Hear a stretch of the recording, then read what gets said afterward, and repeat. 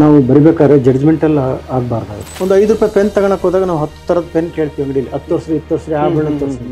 ನಾವು ಒಂದು ಪಾತ್ರನ ಸೃಷ್ಟಿಸ್ತಾ ಇದೀವಿ, ಒಂದು ಕಥೆಯನ್ನು ಬರೀತಾ ಇದೀವಿ. ನಾಳೆ ಅದು ಪಠ್ಯವಾಗಿ ಮಕ್ಕಳಾಗಿ ಎಷ್ಟೋ ಯೂನಿವರ್ಸಿಟಿಲಿ ಎಷ್ಟೋ ಲಕ್ಷ ಮಕ್ಕಳು ಓದ್ತಾರೆ ಅಂದ್ರೆ have to be serious about it. ನಿಮ್ಮ ಕಥನ ಜಗತ್ತು ಮತ್ತೆ ನಿಮ್ಮ ಜಗತ್ತು ಈ ಎರಡು ಹೇಗಿದೆ? ಕಥೆಯಲ್ಲಿ ಮೂಡ್ತಕ್ಕಂಥ ತಿರುವು ಆಗಿರ್ಬೋದು, ಕ್ಯಾರೆಕ್ಟರ್ ಆಗಿರ್ಬೋದು, ಅದು ದಿನ ಬರುವಂಥದ್ದಲ್ಲ. ಹೌದು, ಅವೆಲ್ಲ ಟೇಕ್ಸ್ ಟೈಮ್. ಒಬ್ಬ ಕಥೆಗಾರ ಒಂದು ವಸ್ತುವನ್ನು ಹೇಗೆ ನೋಡ್ತಾನೆ ಅಂತ, ಆಕೆ ಮನಸ್ಸಿನೊಳಗೆ ಏನು ನಡೀತಾ ಇತ್ತು, ಇದನ್ನ ನಾವು ಕ್ಯಾಮೆರಾದಲ್ಲಿ, CCTV ಕ್ಯಾಮೆರಾದಲ್ಲಿ ದಾಖಲಿಸಕ್ಕಾಗಲ್ಲ. ವಿಮರ್ಶಾತ್ಮಕ ದೃಷ್ಟಿಕೋನದಲ್ಲಿ ಈ ವಿಮರ್ಶೆ ನಿಮ್ಮಲ್ಲಿ ಬರೆಯುವಾಗ ಹುಟ್ಟುತ್ತ ಅಥವಾ ಒಂದು ಕಥನವಾಗಿ ಬರಿತಾ ಹೋಗ್ತೀರಾ? ಹೊಸಗನ್ನಡ ಸಾಹಿತ್ಯದಲ್ಲಿ ಸಣ್ಣ ಕಥೆ ಮತ್ತು ಕಾದಂಬರಿನ ತಗೊಂಡ್ರೆ ಕಥನ ಮುಖ್ಯ ಇದೆ, ಕಥೆಗಿಂತ ಕಥನ ಅಂದ್ರೆ ಸ್ಟೋರಿಗಿಂತ ನರೇಟಿವ್ ಮುಖ್ಯ ಆಗ್ತಾ ಇದೆ. ಸಮಾಜದ ಯಾವುದೋ ಒಂದು ಇಸಮ್ಗೋ ಯಾವುದೋ ಒಂದು ಅಂಟಿಕೊಂಡು ಬರ್ತವೆ, ಅದರಿಂದ ಹೇಗೆ ಪಾರಾಗ್ಲಿಕ್ಕೆ ಸಾಧ್ಯ? ಕತೆ ಒಳಗಡೆ ಕಥೆಗಾರ ಮಾತಾಡೋಂಥ ಸಂದರ್ಭ ಬಹಳ ಬರುತ್ತೆ. ಹೌದು, ಮಾತಾಡಬಾರ್ದು. ಕಥೆಗಾರನಿಗೆ ಪ್ರವೇಶನೇ ಇಲ್ಲ. ಜಾಗತಿಕ ಸಾಹಿತ್ಯದಲ್ಲಿ ಈ ಕಳೆದ 20 ವರ್ಷಗಳಲ್ಲಿ ಬೂಕರ್ ಪ್ರಶಸ್ತಿ ಬಂದಿರುವಂಥದ್ದು ಮತ್ತು ಶಾರ್ಟ್ ಲಿಸ್ಟ್ ಆಗಿರುವಂಥದ್ದು ಎಲ್ಲ ನೀವು ಗಮನಿಸಿದ್ರೆ ಒಂದು 10 to 20% ಬರಹಗಾರರು ಅವರು ಕ್ರಿಯೇಟಿವ್ ರೈಟಿಂಗ್ ಪ್ರೊಫೆಸರ್ಸ್ ಆಗಿದ್ದಾರೆ. ಮಕ್ಕಳಿಗಾಗಿ ಬರೆಯೋದು ಬೇರೆ, ಅದನ್ನು ಬರೆದಿದ್ದೀನಿ, ಮಕ್ಕಳಿಗೊಂದು ಕಾದಂಬರಿನೂ ಬರೆದಿದ್ದೀನಿ. ಬಟ್ ಅದು ನನಗೆ ತುಂಬ ಚಾಲೆಂಜಿಂಗ್ ಅನಿಸ್ತು. ಕಳೆದ 25 ವರ್ಷಗಳಿಂದ ಅದೊಂದು ಕನ್ನಡ ಸಾಹಿತ್ಯದಲ್ಲಿ ಅದೊಂದಿದೆ, ಸ್ಪರ್ಧೆಗಾಗಿ ಬರೆಯೋ ಒಂದು ಜಾಯಮಾನ ಇದೆಯಲ್ಲ, ಅದು ಕನ್ನಡ ಕಥೆಯನ್ನ ಪರಂಪರೆಯನ್ನ ಕುಗ್ಸಿದೆ ಅಂತ ನನಗೆ ಭಾಳ ಅದ್ರ ಬಗ್ಗೆ ಬೇಸರ ಇದೆ.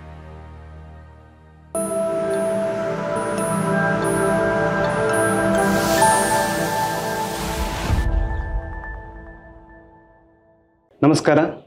ಇವತ್ತು ನಮ್ಮ ಜೊತೆ ದುರ್ಗದ ಲೇಖಕರು ಅಂತ ಹೇಳ್ಬೋದು. ಅಂತ ಹೇಳಿದ್ರೆ ಕಲ್ಲಿನ ಕೋಟೆಯ ಊರಿನವರು.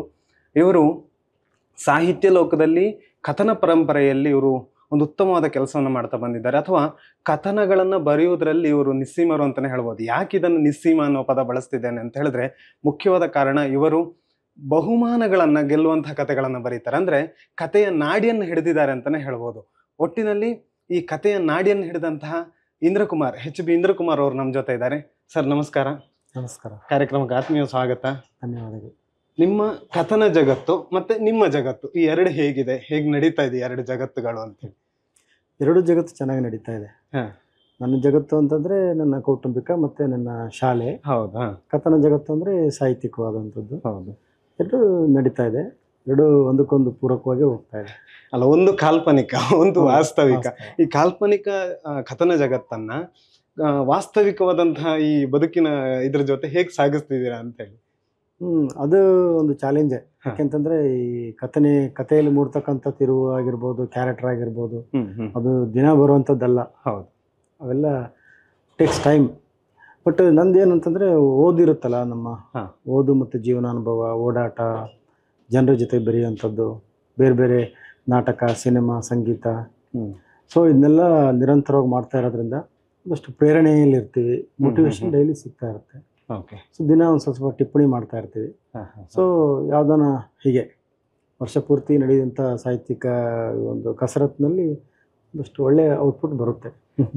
ನನಗೇನು ಅಂತ, ಒಬ್ಬ ಕಥೆಗಾರ ಒಂದು ವಸ್ತುವನ್ನು ಹೇಗೆ ನೋಡ್ತಾನೆ ಅಂತ ಹೇಳಿ. ಯಾಕಂತ ಹೇಳಿದ್ರೆ ನಾನೊಬ್ಬ ನೋಡುವಾಗ ಅದೊಂದು ಮರ, ಅದು ಮರವಾಗೇ ಇರ್ತದೆ, ಒಂದು ಗಿಡವಾಗಿ ಇರ್ತದೆ, ಅಥವಾ ಹಕ್ಕಿ, ಮರದಲ್ಲಿ ಕೂತಿರೋ ಹಕ್ಕಿ ಅದೊಂದು ಹಕ್ಕಿ ಅಷ್ಟೇ, ನನಗೆ ಮರದಲ್ಲಿ ಕೂತಿದೆ. ಆದರೆ ಕಥೆಗಾರನಿಗೆ ಅಥವಾ ಕವಿಗೆ ಅದು ಬರೀ ಹಕ್ಕಿ ಅಲ್ಲ, ಅದು ಬರೀ ಮರ ಅಲ್ಲ, ಅಥವಾ ಅದು ಬರೀ ಮರದ ಆಶ್ರಯದಲ್ಲಿ ಕೂತಿರೋ ಹಕ್ಕಿ ಅಲ್ಲ, ಅವನಿಗೆ ಬೇರೆಯೇ ಪ್ರಪಂಚ ಕಾಣ್ತದೆ, ವಿಭಿನ್ನತೆಗಳು ಅದ್ರಲ್ಲಿ ಕಾಣಿಸ್ಕೊಳ್ತದೆ. ನೀವು ಈ ತರ ಒಂದು ಪರಿಸರದಲ್ಲಿ ಕಾಣುವ ವಸ್ತುಗಳನ್ನ ಅಥವಾ ಒಬ್ಬ ವ್ಯಕ್ತಿಯನ್ನ ಹೇಗೆ ಕಾಣ್ತೀರಾ? ಅದರ ಕಾಣುವಿಕೆ ಹೇಗಿರ್ತದೆ ಅಂತ ಹೇಳಿ? ಏನಾಗಿದೆ, ನಾನು ಏನೇ ಮಾಡ್ತೀನಿ ಅಂತಂದ್ರೆ ಅದು ಹೊಸ್ತಲ್ಲ, ಈಗಾಗಲೇ ಜಾಗತಿಕವಾಗಿ ಎಲ್ಲರೂ ಮಾಡಿದ್ದಾರೆ. ಹೌದು, ನಾವು ಬೆಳೆದು ಬಂದಿದ್ದೇ ಇನ್ನೊಬ್ಬರನ್ನ ಓದಿ, ಜಾಗತಿಕ ಸಾಹಿತ್ಯದ ಮಹಾನ್ ಕೃತಿಗಳನ್ನ, ಲೇಖಕರನ್ನ, ಮತ್ತೆ ಕನ್ನಡದ ಪ್ರತಿಮಾ ಬರಹಗಾರಗಳನ್ನ ಓದಿ ಇವ್ರು ಹೆಂಗ್ ಬರೀತಾರೆ, ಇದನ್ನ ಹೆಂಗ್ ಸೃಷ್ಟಿ ಮಾಡಿದ್ರು, ಇದೆಲ್ಲ ಹೆಂಗ್ ಸಾಧ್ಯ ಅಂತೇಳಿ ನಾವು ಅದನ್ನ ಒಡೆದು ನೋಡುವಂಥದ್ದನ್ನ ನೋಡ್ತೀವಲ್ಲ, ಅದು ಮಾಡ್ತಾ ಮಾಡ್ತಾ ರೂಢಿಯಾಗಿರುತ್ತೆ ಒಂದು. ಎರಡನೇದು, ನೀವು ಹೇಳ್ದಂಗೆ ಸಾಮಾನ್ಯ ಕಣ್ಣು ಮತ್ತೆ ಕವಿಯ ಕಣ್ಣು ಇರುತ್ತಲ್ಲ. ಈಗ ಒಂದು ಉದಾಹರಣೆಗೆ ಜರ್ನಲಿಸಮ್ ಅಲ್ಲಿ ಸ್ಟೋರಿ ಅಂತ ಒಂದು ಪದ ಇದೆ, ನಮ್ಮ ಸಾಹಿತ್ಯದಲ್ಲಿ ಸ್ಟೋರಿ ಅಂತ ಒಂದು ಪದ ಇದೆ. ಒಂದು ಆಕ್ಸಿಡೆಂಟ್ ಆಗಿರುತ್ತೆ, ಒಬ್ಬ ಜರ್ನಲಿಸ್ಟ್ ಸ್ಟೋರಿ ಮಾಡಕ್ಕೆ ಹೋಗ್ತಾನೆ, ಅದನ್ನ ನೋಡ್ಕೊಂಡ್ ಬಂದು ಬರೆಯೋದು ಲೇಖ. ಕಥೆಗಾರನು ಹೋಗಿರ್ತಾನೆ ಅಲ್ಲಿ.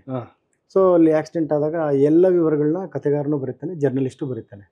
ಸೊ ಹಂಗೆ ಕಥೆಗೂ ಮತ್ತೆ ಅದೊಂದು ರಿಪೋರ್ಟ್ಗೂ ಏನು ವ್ಯತ್ಯಾಸ ಇದೆ ಅಂತಂದ್ರೆ, ಆಕ್ಸಿಡೆಂಟ್ ಆಗಿದೆ, ಮಹಿಳೆ ಸತ್ತೋಗಿದ್ದಾಳೆ, ಹಿಂದೆ ಮಗು ಇತ್ತು, ಬ್ಯಾಗ್ ಬಿದ್ದೋಗಿದೆ, ಹಳದಿ ಕಲರ್ ಸ್ಕೂಟಿ ಇದೆ, ಹೌದು, ದಾಖಲೆ ಆಗುತ್ತೆ ವಿವರಗಳು. ಬಟ್ ಕತೆಗಾರನ ದೃಷ್ಟಿ ಏನಾಗುತ್ತೆ, ಅದನ್ನ ದಾಟಿ ಹೋಗುತ್ತೆ. ಅವಳು ಎಲ್ಲಿಂದ ಬಂದಿದ್ಲು, ಎಲ್ಲಿಗೆ ಹೋಗ್ಬೇಕಾಗಿತ್ತು, ಆ ಮಗು ಯಾರದು, ಟಿಫನ್ ಬಾಕ್ಸ್ ಅಲ್ಲಿ ಏನಿತ್ತು, ಇದಲ್ಲದೆ ಆಕೆ ಮನಸ್ಸಿನೊಳಗೆ ಏನ್ ನಡೀತಾ ಇತ್ತು, ಇದನ್ನ ನಾವು ಕ್ಯಾಮೆರಾದಲ್ಲಿ, CCTV ಕ್ಯಾಮೆರಾದಲ್ಲಿ ದಾಖಲಿಸಕ್ಕಾಗೋದಿಲ್ಲ. ಸೊ ಒಳ ನೋಟಗಳನ್ನು ನೋಡುವಂಥದ್ದು, ಮನುಷ್ಯನ ಏನು ಸೈಕಲಾಜಿಕಲ್ ಆದಂಥ ಒಂದು ಡೆವಲಪ್ಮೆಂಟ್ಸ್ಗಳನ್ನ ನೋಡುವಂಥದ್ದು, ಮತ್ತು ಕಲ್ಪನೆ ಮಾಡ್ಕೊಳ್ಳುವಂಥದ್ದು, ಏನಾಗ್ಬೋದು, ಏನಾಗದೇ ಇದ್ದು ಈ ತರ್ಕ ಮಾಡುವಂಥದ್ದು, ಇದೆಲ್ಲ ಸಾಹಿತ್ಯದ ಸೃಜನಶೀಲತೆ ಈ ಕತೆ ಮತ್ತು ಕಾದಂಬರಿಗಳಲ್ಲಿ ಬರುತ್ತೆ. ಹಾಗಾಗಿ ಆ ಥರದನ್ನೇ ನಾವು ನೋಡ್ತಾ ಓದ್ತಾ ಬರಿತಾ ಹೋದಂಗೆ ಅದು ರೂಢಿ ಆಗ್ತಾ ಹೋಗುತ್ತೆ. ಈಗ ಆಕ್ಸಿಡೆಂಟ್ ಒಂದು ಉದಾಹರಣೆಯಾಗಿ ನೀವು ಹೇಳ್ತಾ ಬಂದ್ರೆ ನನಗಾಗೋದು ಅದನ್ನ ಕಥನವಾಗಿ ಕಟ್ಟುವ ಶೈಲಿ ಅಂತ ಹೇಳಿದ್ರೆ, ಈಗ ನೀವು ಹೇಳಿದ್ದು ಒಂದು ಸಿಂಪಲ್ ಒಂದು ಲೇಯರ್ ಆಗಿ ಹೇಳಿದ್ರೆ ಹೌದು, ಆದ್ರೆ ಅದಕ್ಕೊಂದು ಪೂರ್ವ ಪರ ಬೇಕು. ಒಂದು ವಸ್ತು ಹೌದು, ವಸ್ತುವಿಗೆ ಪೂರ್ವವು ಪರ, ಈ ಎರಡನ್ನೂ ಕಟ್ಟುವಾಗ ನಿಮಗೆ ಎದುರಾಗುವಂಥ ವಿಚಾರಗಳು ಅಂದ್ರೆ, ಇದನ್ನು ಹೀಗೆ ಒಂದು ಹೆಣ್ಣನ್ನ ಇಟ್ಕೊಂಡು ಮಾತನಾಡುವಾಗ ಅಲ್ಲಿ ನಮಗೆ ಮತ್ತೆ ವಾದಗಳು, ಸ್ತ್ರೀವಾದ ಮತ್ತೊಂದು ತುಂಬ ಬರುತ್ತೆ, ಎಡ ಬಾಲ ಪಂಥೀಯತೆಗಳಿಂದ ಹಿಡಿದು ಪ್ರತಿಯೊಂದು ಬರುತ್ತೆ. ಅಥವಾ ನಮ್ಮ ಹಿಂದಿನ ಕಾಲಘಟ್ಟಕ್ಕೆ ನಾವು ಹೋಗ್ತೀವಿ ಅಂದ್ರೆ, ನಮ್ಮ ಗದ್ಯ ಪರಂಪರೆ ಒಡ್ಡಾರಾಧನೆಯಿಂದ ಏನು ಬಂದಿದೆ ಅಲ್ಲಿಗೆ ಶುರು ಮಾಡ್ಕೊಳ್ತೇವೆ ನಾವು. ಅಂದ್ರೆ ಅಲ್ಲಿಂದ ಹೀಗೆ ಬಂದಿದೆ, ಒಂದು ಹೆಣ್ಣನ್ನ ಸ್ತ್ರೀಯನ್ನ ಹೀಗೆ ತೋರಿಸ್ತಾ ಬಂದಿದ್ದೇವೆ, ಈ ಕಥನದಲ್ಲಿ ಹೀಗಿದೆ ಅಂದ್ರೆ ವಿಮರ್ಶಾತ್ಮಕ ದೃಷ್ಟಿಕೋನದಲ್ಲಿ.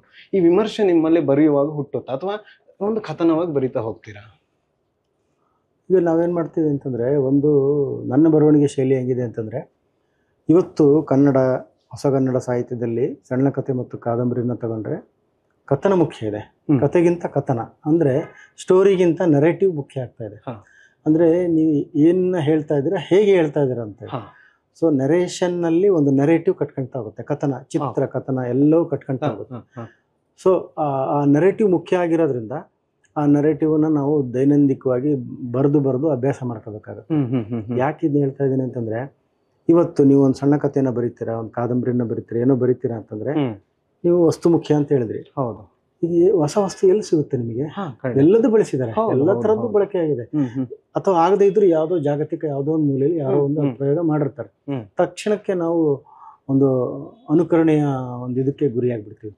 ಹಾಗಾಗಿ ನಾನು ಏನು ಮಾಡ್ತೀನಿ ಅಂತಂದರೆ, ಸಾಧ್ಯವಾದಷ್ಟು ನಾನು ಓದಿರುವ ಮತ್ತೆ ನಾನು ಕೇಳಿರುವ ನೋಡಿರುವ ಒಂದು ಜಾಯಮಾನ ಏನಿದೆಯಲ್ಲ ಅದನ್ನ ನಾನು ಬ್ರೇಕ್ ಮಾಡಕ್ ಟ್ರೈ ಮಾಡ್ತೇನೆ. ಕಥನ ಅಂತಂದ್ರೆ ಹೇಳುವ ಕ್ರಮ ಅಥವಾ ನೋಡುವ ದೃಷ್ಟಿಕೋನ. ಅದು ಒಂದು ಆಕ್ಸಿಡೆಂಟ್ ಅನ್ನ ತಗೊಂಡ್ರೆ, ಈಗ ಆಕೆ ಆಕ್ಸಿಡೆಂಟ್ ಆಗಿರೋ ದೃಷ್ಟಿಕೋನದಿಂದ ಕತೆ ಬರಿಬಹುದು, ಆಕ್ಸಿಡೆಂಟ್ ಮಾಡಿರೋ ಬಸ್ ಡ್ರೈವರ್ ದೃಷ್ಟಿಕೋನ ಕತೆ ಬರಿಬಹುದು, ಅಥವಾ ಅಲ್ಲಿ ಹಿಂದೆ ಕೂತಿರೋ ಪ್ರಯಾಣಿಕ ಇದನ್ನೆಲ್ಲ ನೋಡ್ತಾ ಇದ್ದಾನೆ ಅವನ ದೃಷ್ಟಿಕೋನದಿಂದ ಕತೆ ಬರಿಬಹುದು, ಅಥವಾ ಆ ಮಗುನೇ ಪೊಲೀಸರಿಗೆಲ್ಲ ಹೇಳುತ್ತೆ ಹಿಂಗಾಯ್ತು ಹಿಂಗಾಯ್ತು ಹಿಂಗಾಯ್ತು. ಸೊ ಯಾವುದು ನಾವು ಅಂದುಕೊಂಡದನ್ನ ಯಾವುದು ಚೆನ್ನಾಗಿ ಬಿಂಬಿಸುತ್ತೆ ಅದನ್ನ ಪಿಕ್ ಮಾಡ್ಬೇಕಾಗಿದೆ. ಯಾಕೆಂತಂದ್ರೆ ಇವತ್ತು ಹೇಳುವ ವಸ್ತುಗಿಂತ ಹೇಳುವ ಕ್ರಮ ಮತ್ತು ರೀತಿ ಇಂಪಾರ್ಟೆಂಟ್ ಆಗಿದೆ. ಹಂಗಂತ ವಸ್ತು ನಗಣ್ಯ ಒತ್ತು ಅಲ್ಲ. ಯಾಕೆಂತಂದ್ರೆ ಇವತ್ತು ನಾವು ಕಟ್ಟುವ ರೀತಿ ಇದೆಯಲ್ಲ, ಕಥನ ನೆರೇಟಿವ್ ಅಂತ ಹೇಳ್ಕೊಳ್ತೀವಲ್ಲ, ಅದೇ ಜಾಗತಿಕವಾಗಿ ಎಲ್ಲ ಕಡೆ ವಿಜೃಂಭಿಸಿದೆ. ಹಾಗಾಗಿ ನಾವು ಅದ್ರ ಕಡೆ ಹೆಚ್ಚು ಗಮನ ಹರಿಸ್ಬೇಕು. ಆಮೇಲೆ ನೀವು ಹೇಳ್ದಂತೆ ಹಿಂದಿನ ಮತ್ತು ಮುಂದಿನ ಸೊ ಪರಂಪರೆಯಿಂದನೇ ನಾವು ಬೆಳೆದು ಬಂದಿದ್ದು. ಅವ್ರು ಯಾವುದನ್ನ ಮಾಡಿದ್ದು ನಾವು ನೋಡಿರ್ತೀವಿ, ಅದನ್ನ ಪ್ರಭಾವ ಆಗಿ ಅದನ್ನ ಇನ್ನೊಂದು ರೀತಿ ಇಂಟರ್ಪ್ರಿಟ್ ಮಾಡಕ್ ಹೋಗ್ತಾ ಇರ್ತೀವಿ. ಸೊ ಮಲ್ಟಿಪಲ್ ಇಂಟರ್ಪ್ರಿಟೇಷನ್ಸ್ ಆಗ್ಲೇಬೇಕು, ಅದ್ರಲ್ಲಿ ನಮ್ಮತನ ಸೇರ್ಕೊಂಡ್ಲೇಬೇಕು. ನಮ್ಮತನ ಅನ್ನೋದೇನಿದೆಯಲ್ಲ ಅದು ಇವತ್ತು ಸಣ್ಣ ಕಥೆ ನಡೆಸ್ತಾ ಇದೆ. ಇವತ್ತು ನಿಮ್ಗೊಂದು ಉತ್ತರ ಕರ್ನಾಟಕದ ಕಥೆ ಇಷ್ಟ ಆಯ್ತು ಅಂದ್ರೆ ತಕ್ಷಣಕ್ಕೆ ನಿಮ್ಗೆ ಗಮನಕ್ಕೆ ಬರೋದು ಭಾಷೆ. ಗೊತ್ತಾಗದೆ ಭಾಷೆನೇ. ಭಾಷೆ ತೆಗೆದ ಮೇಲೂ ಅದ್ರೊಳಗೆ ಕತೆ ಇರಬೇಕು. ಈಗ ಕರಾವಳಿ ಮಲೆನಾಡು ಕತೆ, ಅದೊಂದು ಲೋಕಲ್ ಡೈಲೆಕ್ಟ್ಸ್ ಇದೆ, ಅದನ್ನ ತೆಗೆದ ಮೇಲೂ ಅದ್ರೊಳಗೆ ಕತೆ ಇರಬೇಕು. ಆ ಕತೆ ಹಾಗೆ ಆ ಥರದ ಒಂದು ಮಲ್ಟಿಪಲ್ ಆದಂತಹ ವಿಚಾರಗಳು ಸೇರಿ ಒಂದು ಸಣ್ಣ ಪೀಸ್, ಲಿಟರರಿ ಪೀಸ್ ಆಗಿರುತ್ತೆ. ಸೊ ನಮಗೇನಂತಂದ್ರೆ, ಒಂದು ಕನ್ನಡದಲ್ಲಿ ಸದ್ಯಕ್ಕೆ ಈಗ ನಮಗೆ ಒಳ್ಳೆಯ ಸಾಹಿತ್ಯದ ಓದು ಬೇಕಾಗಿದೆ. ನಾವು ಒಳ್ಳೆ ಓದುಗರಾಗಿದ್ರೆ ಮಾತ್ರ ಅದನ್ನ ಆಸ್ವಾದನೆ ಮಾಡ್ತೀವಿ. ರಸ ಆಸ್ವಾದನೆ ಮಾಡಿದ್ರೆ ಅಂಥದ್ದನ್ನ ನಾವು ಮತ್ತೆ ಸೃಷ್ಟಿಸೋಕ್ಕೆ ಪ್ರಯತ್ನ ಪಡ್ತೀವಿ. ಸೊ ನನ್ನ ಗಮನ ಹೆಚ್ಚು ಅದು ಒಳ್ಳೆ ಕೃತಿಗಳನ್ನ ಓದಬೇಕು, ಅದು ಹೇಗೆ ಕಟ್ಟಿದ್ದಾರೆ ಅಂತ ನೋಡಬೇಕು, ಆ ಥರದ್ದೊಂದು ಪ್ರಯತ್ನ ನಾವು ಮಾಡಬೇಕು, ನಮ್ಮ ತನವನ್ನು ಸೇರಿಸ್ಕೋಬೇಕು. ಈ ಥರದ್ದು ಒಂದು ನರೇಟಿವ್ ದೃಷ್ಟಿಕೋನದ ಬರವಣಿಗೆನ ನಾನು ಮಾಡ್ತಾ ಇದ್ದೀನಿ. ನೀವು ನರೇಟಿವ್ ಅಂತ ಹೇಳಿ ಬಂದಾಗ ನಾನು ಕೇಳೋದು, ನನಗೆ ಅನಿಸಿದ್ದು ಏನಂದ್ರೆ, ಈಗ ನೀವು ಪ್ರಭಾವಕ್ಕೆ ಒಳಗಾಗ್ತೀರಾ. ಯಾಕಂದ್ರೆ ಓದು ಸಾಮಾನ್ಯ ಬೇಕೇ ಬೇಕು, ಯಾವುದೇ ಬರಹಗಾರನಿಗೆ ಓದು ಅನ್ನೋದು ಅತಿ ಮುಖ್ಯ. ನೀವು ಓದ್ಲಿಕ್ಕೆ ಶುರು ಮಾಡಿದ್ರೆ ಈಗ ತಾರಾಸು ಇರ್ಬೋದು, ಕನ್ನಡ ಸಾಹಿತ್ಯ ಅಂತೂ ಶ್ರೀಮಂತ ಸಾಹಿತ್ಯ. ನಾವು ತಲಾಂತರದಿಂದ ನೋಡ್ತಾ ಬಂದ್ರೆ ಈಗಿನವರೆಗೂ ಬರವಣಿಗೆ ಅಂತೂ ಸಾಕ್ತಲೇ ಇದೆ. ಇದಿಷ್ಟನ್ನ ನಾವು ಹೊಸದನ್ನ ಹಳೇದನ್ನ ಎಲ್ಲವನ್ನ ಓದ್ತಾ ಬಂದಾಗ ನಮಗೆಲ್ಲೋ ಒಂದ್ ಕಡೆ ನಾವು ಅವ್ರ ಪ್ರಭಾವಕ್ಕೆ ಒಳಗಾಗ್ತೀವಿ. ಈಗ ತೇಜಸ್ವಿಯನ್ನು ಓದಿದವರು ಎಷ್ಟೋ ಜನ ತೇಜಸ್ವಿ ರೀತಿ ಬರಿತೀನಿ ಅಂತ ಹೋದಂಥವ್ರು ಫೇಲ್ಯೂರ್ ಆದಂಥವ್ರು ಇದ್ದಾರೆ, ಅಥವಾ ಎಲ್ಲೋ ಒಂದು ಸಾಧ್ಯತೆಗಳನ್ನು ಮುಟ್ಟಿದಂಥವ್ರು ಇದ್ದಾರೆ. ಅದು ಬಿಟ್ಟು ಹಾಕು, ನಾವು ಅವರ ಚರ್ಚೆಗಿಂತ ಹೋಗೋದಕ್ಕಿಂತ ನನಗನ್ಸೋದು ಆ ಪ್ರಭಾವಕ್ಕೆ ಒಳಗಾಗ್ತೀರಾ ಅಥವಾ ಒಳಗಾಗದೆ ಒಬ್ಬ ಲೇಖಕ ಹೇಗೆ ಅದರಿಂದ ದೂರ ಇರ್ಲಿಕ್ಕೆ ಸಾಧ್ಯ? ಓದ್ತೀನಿ ಆದ್ರೆ ಆ ಪ್ರಭಾವದಿಂದ ದೂರ ಇರ್ತೀನಿ, ಅದು ಹೇಗೆ ಸಾಧ್ಯ? ನೋಡಿ, ಈ ಒಂದು ಪ್ರಭಾವ ಅಂತಂದ್ರೆ, ಈಗ ಉದಾಹರಣೆಗೆ ಜಯಂತ್ ಕಾಯ್ಕಿಣಿಯವರ ಕಥೆಯನ್ನು ತಗೊಳ್ಳೋಣ. ನಾನು ಕಥೆಯನ್ನು ಓದಿದ್ದೀನಿ, ನಂಗೆ ಇಷ್ಟ ಆಗಿದೆ. ನಾನು ಅದೇ ಥರ ಕಥೆಯನ್ನು ಬರಿತೀನಿ ಅಂದರೆ, ಒಂದು ವಸ್ತುನ ಕಾಪಿ ಮಾಡಬೇಕು, ಇಲ್ಲ ಅವರ ಸ್ಟೈಲನ್ನು ಕಾಪಿ ಮಾಡಬೇಕು, ಇಲ್ಲ ಅವರು ಪ್ಲೇಸ್ ಮಾಡುವ ಎಲಿಮೆಂಟ್ಸನ್ನು ಅದನ್ನು ಕಾಪಿ ಮಾಡಬೇಕು. ಈಗ ನನಗೇನಾಗುತ್ತೆ ಅಂತಂದರೆ, ನಾನು ಪ್ರಭಾವಕ್ಕೆ ಖಂಡಿತವಾಗಿ ನಾನು ಕುವೆಂಪು, ತೇಜಸ್ವಿ, ಜಯಂತ್ ಕಾಯ್ಕಿಣಿ ಮತ್ತು ಕನ್ನಡದ ಬಹಳ ಮಹತ್ವದ ಕಥೆಗಾರರ ಪ್ರಭಾವಕ್ಕೆ ಒಳಗಾಗಿದ್ದೆ, ಈಗಲೂ ಆಗಿರ್ತೀನಿ. ಆದರೆ ನಾನು ಬರಿಬೇಕಾದ್ರೆ ಏನು ಮಾಡ್ತೀನಿ ಅಂತಂದರೆ, ಐ ರೈಟ್ ಇನ್ ಪೀಸಸ್. ನಾನು ಸಾಲುಗಳನ್ನ ಬರಿತೀನಿ. ನಾನು ಇಡೀ ಕಥೆಯನ್ನು ಒಂದೇ ಸತಿ ಬರೆಯೋದಿಲ್ಲ. So it takes time. ಯಾವುದೇ ಕಥೆ ಆಗಲಿ ಬೆಳೆಯೋಕ್ಕೆ ಒಂದು ಸಮಯ ಬೇಕು, ಪಾತ್ರಗಳು ನಮ್ಮಲ್ಲಿ ಬೆಳೆಯೋಕ್ಕೆ ಒಂದು ಸ್ವಲ್ಪ ಸಮಯ ಬೇಕು. ನಾನು ನೋಟ್ಸ್ ಮಾಡ್ಕೊತೀನಿ, ಒಂದು ಸನ್ನಿವೇಶವನ್ನು ಇಂಡಿಪೆಂಡೆಂಟಾಗಿ ಬರ್ಕೊತೀನಿ. ನಾವೊಂದು ಕಥಾವಸ್ತುವಿನಲ್ಲಿ ಒಂದು ಪ್ರಾರಂಭದಿಂದ ಪ್ಲಾನ್ ಎ ಟು ಬಿ ನಲ್ಲಿ ಹೋಗ್ಬೇಕಾದ್ರೆ ನಾವು ನೇರವಾಗಿ, ಉದಾಹರಣೆಗೆ ಒಂದು ಕಥೆಯ ಕೊನೆಯಲ್ಲಿ ಒಬ್ಬನು ಕೊಲೆ ಮಾಡ್ತಾನೆ ಅಂತ ಇಟ್ಕೊಂಡ್ರೆ, ನಾವು ನೇರವಾಗಿ ಕಥೆಯನ್ನು ನಿರೂಪಿಸ್ತಾ ಹೋದ್ರೆ ಲೇಖಕ, ಕಥೆಗಾರ ಏನ್ ಮಾಡ್ತಾನೆ, ಆ ಪಾತ್ರದ ಮೇಲೆ ಒತ್ತಡ ಹಾಕ್ತಾನೆ, ಹೋಗಿ ನೀನು ಅರ್ಜೆಂಟಿಗೆ ಕೊಲೆ ಮಾಡ್ಬಿಡ್ಬೇಕು ಅಂತ. ಆದ್ರೆ ಆ ಪಾತ್ರಕ್ಕೆ ಆ ಥರ ಅರ್ಜೆಂಟ್ ಇರೋದಿಲ್ಲ. ಏನೋ ತೊಂದರೆ ಆಗಿ ಯಾವುದೋ ಒಂದು ಸಂದರ್ಭಕ್ಕೆ ಸಿಕ್ಕಿ ಒಂದು ಆಕ್ಸಿಡೆಂಟಲ್ ಆಗಿ ಒಂದು ಕೊಲೆನ ಮಾಡಿಬಿಟ್ರೆ, ಸೊ ಹಂಗಾಗಿ ನಾವೇನ್ ಮಾಡ್ತೀವಿ, ಆ ಪಾತ್ರವನ್ನು ಮುಕ್ತವಾಗಿ ಬಿಡಬೇಕು. ಸೊ ಅವನೇನ್ ಮಾಡ್ತಾನೆ, ಅವನ ದೈನಿಕವನ್ನ ನಾವು ಗಮನಿಸ್ಬೇಕು. ಆಮೇಲೆ ಇನ್ನೊಂದು, ನಾವು ಬರಿಬೇಕಾದ್ರೆ ಜಡ್ಜ್ಮೆಂಟಲ್ ಆಗ್ಬಾರ್ದಾಗುತ್ತೆ. ಯಾಕೆಂತಂದ್ರೆ ಸುರೇಶ ಒಳ್ಳೆನು, ರಮೇಶ ಕೆಟ್ಟವನು ಅಂತ ಹೇಳಿದ್ರೆ ಅದೆರಡನ್ನು ನಾವೇ ಸೃಷ್ಟಿ ಮಾಡೋದಲ್ವಾ? ಸುರೇಶ ಯಾಕೆ ಒಳ್ಳೆನು, ರಮೇಶ ಯಾಕೆ ಕೆಟ್ಟವನು? ರಮೇಶ ನಾಯಿಗೆ ಕಲ್ಲು ಹೊಡೆದ, ಸುರೇಶ ಅದ್ರ ಗಾಯವನ್ನ ಔಷಧಿ ಮಾಡ. ಸೊ ಹೀಗೆ. ಆಮೇಲೆ ಎರಡು ಸಿಚುಯೇಷನಲ್, ಯಾರೇ ಸಾಮಾನ್ಯವಾಗಿ 90% of crimes are not intentional, situational ಆಗಿ. ಸೊ ನಾವು ಕಥೆಗಾರರು ಆ ಸಂದರ್ಭವನ್ನು ಗುರುತಿಸ್ಬೇಕು. ತಪ್ಪು ಮಾಡ್ದ, ಇವನ್ ತಪ್ಪು, ಇವನ್ ಅಪರಾಧಿ, ಇವನ್ ಕೇಡಿ ಅನ್ನೋದಕ್ಕಿಂತ ಯಾಕೆ ಆಯ್ತು, ಅದಕ್ಕೆ ಪ್ರೇರಣೆಗಳು ಯಾವುವು, ಅದಕ್ಕೆ ವೀಕ್ನೆಸ್ ಯಾವುದು, ಅದಕ್ಕೆ ಯಾವ್ಯಾವ ಎಲಿಮೆಂಟ್ಸ್ಗಳು ಅವನ್ನ ಆ ಥರ ಮಾಡಿಸ್ತು. ಪಾತ್ರಗಳ ಒಳತೋಟಿಯನ್ನು ಹಿಡಿಯೋದಿದೆಯಲ್ಲ, ಅದು ತುಂಬಾ ಚಾಲೆಂಜಿಂಗ್. ಆಮೇಲೆ ನಾವೇನು ಕನ್ನಡ ಸಾಹಿತ್ಯದಲ್ಲಿ ಹೇಳ್ತೀವಲ್ಲ, ಸಂವೇದನೆ, ಸೂಕ್ಷ್ಮ ಸಂವೇದನೆ, ಆ ಸೂಕ್ಷ್ಮ ಸಂವೇದನೆಗಳನ್ನ ಹಿಡಿಯುವಂತ ಕಾಲ ಇದೆ ಇವತ್ತು. ಒಬ್ಬ ಮನುಷ್ಯ ಇನ್ನೊಬ್ಬನ ಜೊತೆ ಮಾತಾಡ್ತಾನೆ ಅಂದ್ರೆ ಅದರಲ್ಲಿ 10 ಅರ್ಥಗಳಿದಾವೆ. ಹೌದಾ? ಅದನ್ನ ಹಿಡಿಯುವಂತ ಒಂದು ಹೊಸ ಬರರಿಗೆ ಒಂದು ಚಾಲೆಂಜ್ ಅದು. ಈಗ ನಾವು ಪ್ರಸ್ತುತ ಕಾಲಘಟ್ಟ ಅಂತ ಬಂದಾಗ, ಯಾವುದೇ ಒಂದು ವಿಷಯ ಅಂತ ಬಂದಾಗ ಅಲ್ಲಿ ಜಾತಿ, ಧರ್ಮ, ಈ ಥರ ಬಹಳಷ್ಟು ಸಮಾಜ ಒಂದು ನೆಲೆಯಲ್ಲಿ ನಿಂತಿಲ್ಲ, ತುಂಬ ತೊಡಕುಗಳಿಂದ ಒಳಗೊಂಡಿದೆ. ಇಲ್ಲಿ ನಾವು ಏನನ್ನೇ ಬರೆದ್ರು ಯಾವುದೋ ಒಂದಕ್ಕೆ ಅದನ್ನು ಅಂಟಿಸುವ ಪ್ರಯತ್ನಗಳಾಗ್ತಾ ಇರುತ್ತೆ. ಅಥವಾ ಯಾವುದೋ ಒಂದು, ನಾವು ಒಂದು ಸಾಲು ಸಾಕು, ಇಡೀ ಕಥೆಯಲ್ಲಿ ಒಂದು ಸಾಲು ಇಡೀ ದೃಷ್ಟಿಕೋನವನ್ನೇ ಬದಲಾಯಿಸೋ. ನಾವು ಬರೆದ ದೃಷ್ಟಿಕೋನವೇ ಬೇರೆ ಇರಬಹುದು, ಆದರೆ ಅದು ಹೋಗೋ ದೃಷ್ಟಿಕೋನವೇ ಬೇರೆ ಇರುತ್ತೆ. ನಾವು ಸಮಾಜಕ್ಕೆ ಇಟ್ಟ ಮೇಲೆ ಅದು ನಮ್ಮದಲ್ಲದೆ ಇರ್ಬೋದು. ಕತೆ ನಾನೇ ಬರೆದಿರ್ಬೋದು, ಅಥವಾ ನೀವೇ ಬರೆದಿರ್ಬೋದು, ಯಾರೇ ಬರೆದಿದ್ದು, ಆ ಕ್ಷಣಕ್ಕೆ ಬರೆದು ಮುಗಿಸಿದ ನಂತರ ಅದು ಓದುಗಂದಾಗಿರ್ತದೆ. ಅವನ ದೃಷ್ಟಿಕೋನಕ್ಕೆ ಅದು ತೆರೆದುಕೊಂಡಾಗ ಸಮಾಜದ ಯಾವುದೋ ಒಂದು ಇಸಮ್ಗೋ ಯಾವುದೋ ಒಂದು ಅಂಟಿಕೊಂಡು ಬಿಡ್ತದೆ.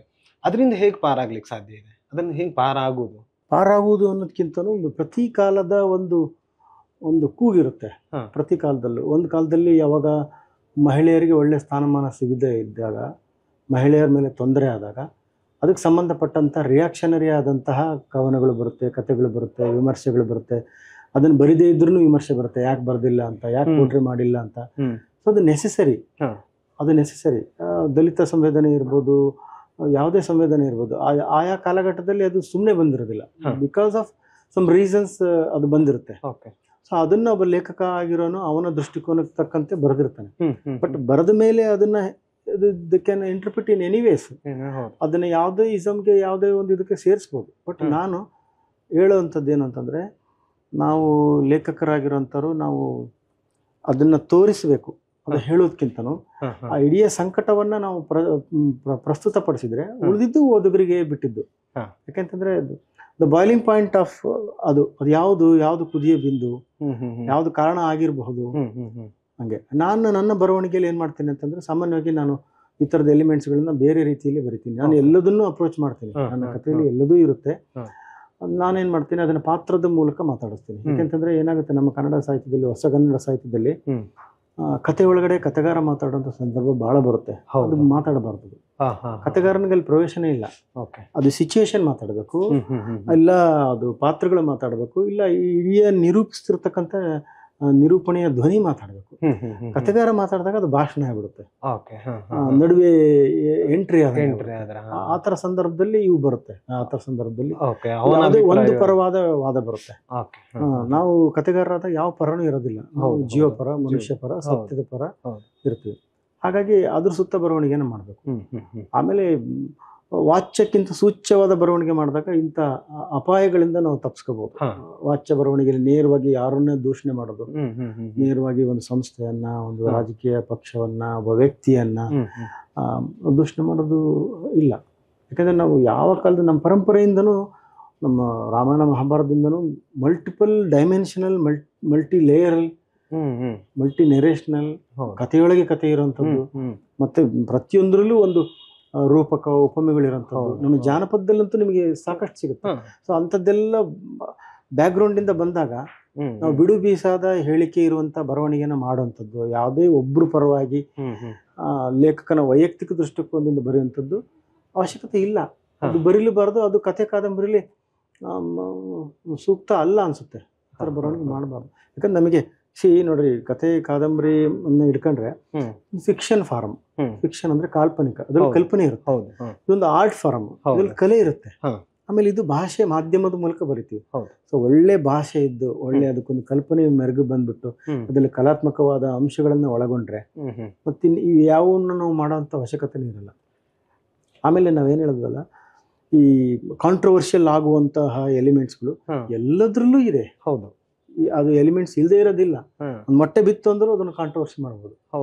ಅಲ್ವಾ? ಖಂಡಿತ. So interpretation is different. But ಲೇಖಕರಾಗಿ ನಾವು ಯಾವ ಪರವಾಗದೆ ವಸ್ತುವನ್ನು ನಾವು ನಮ್ಮ ಶಕ್ತಿ ಸಾಮರ್ಥ್ಯಕ್ಕೆ ತಕ್ಕಂತೆ ನಾವು ನಿರೂಪಿಸಿದ್ರೆ ಸಾಕು ಅಂತ ನಾನು ಅಂದ್ಕೊಂಡಿದ್ದೀನಿ. ಈ ಸಮಾಜದಲ್ಲಿ ಒಂದು ಓಟ ಇದೆ, ಸಾಮಾನ್ಯವಾಗಿ ಒಂದು ಸಮಾಜದಲ್ಲಿ ಒಂದು ಓಟ ಇದೆ. ಈ ಓಟಕ್ಕೂ ಕತೆಗೂ ಅದನ್ನು ಸಂಕಲಿಸೋದು ಹೇಗೆ ಅಂತ. ಯಾಕಂತ ಹೇಳಿದ್ರೆ, ಕತೆ ಏನನ್ನೋ ಹೇಳಿದ್ರೆ ಅಂದ್ರೆ ಸಮಾಜವನ್ನು ಹಿಂದೆ ತೆಗೆದುಕೊಂಡು ಹೋಗುವುದು ಅಷ್ಟು ಒಳ್ಳೆಯದು ಅಂತ ನನಗನ್ಸಲ್ಲ. ಕತೆ ಸಮಾಜದ ಓಟದ ಜೊತೆ ಇದ್ರೆ ಅದು ಎಲ್ಲೋ ಓದುಗನಿಗೂ ಓಕೆ, ನನ್ನ ಜೊತೆ ಕತೆ ಇದೆ ಅಂತ ಅನ್ನಿಸ್ತದೆ. ಯಾಕೆ ಹೇಳ್ತಿದ್ದೇನೆ ಅಂದರೆ, ಈ ಪ್ರಶ್ನೆ ಯಾಕೆ ಅಂತಂದ್ರೆ, ಮುಖ್ಯವಾಗಿ ನೀವು ಬರೆಯುವ ಕತೆಗಳು, ಈ ಕಥನ ಸ್ಪರ್ಧೆಗೆ ಕಳಿಸುವಂತಹ ಕತೆಗಳು, ಇವುಗಳಿಗೆ ಒಂದು ಓಘ, ಈಗಿನ ಓಘ ಇದ್ರೆ ಅವುಗಳೆಲ್ಲೋ ಒಂದು ಕಡೆ ಕನೆಕ್ಟ್ ಆಗ್ತಿದೆಯಾ, ಅಥವಾ ನಿಮ್ಮ ಬರವಣಿಗೆಲ್ಲ ಅದು ಇದೆಯಾ ಅಂತ?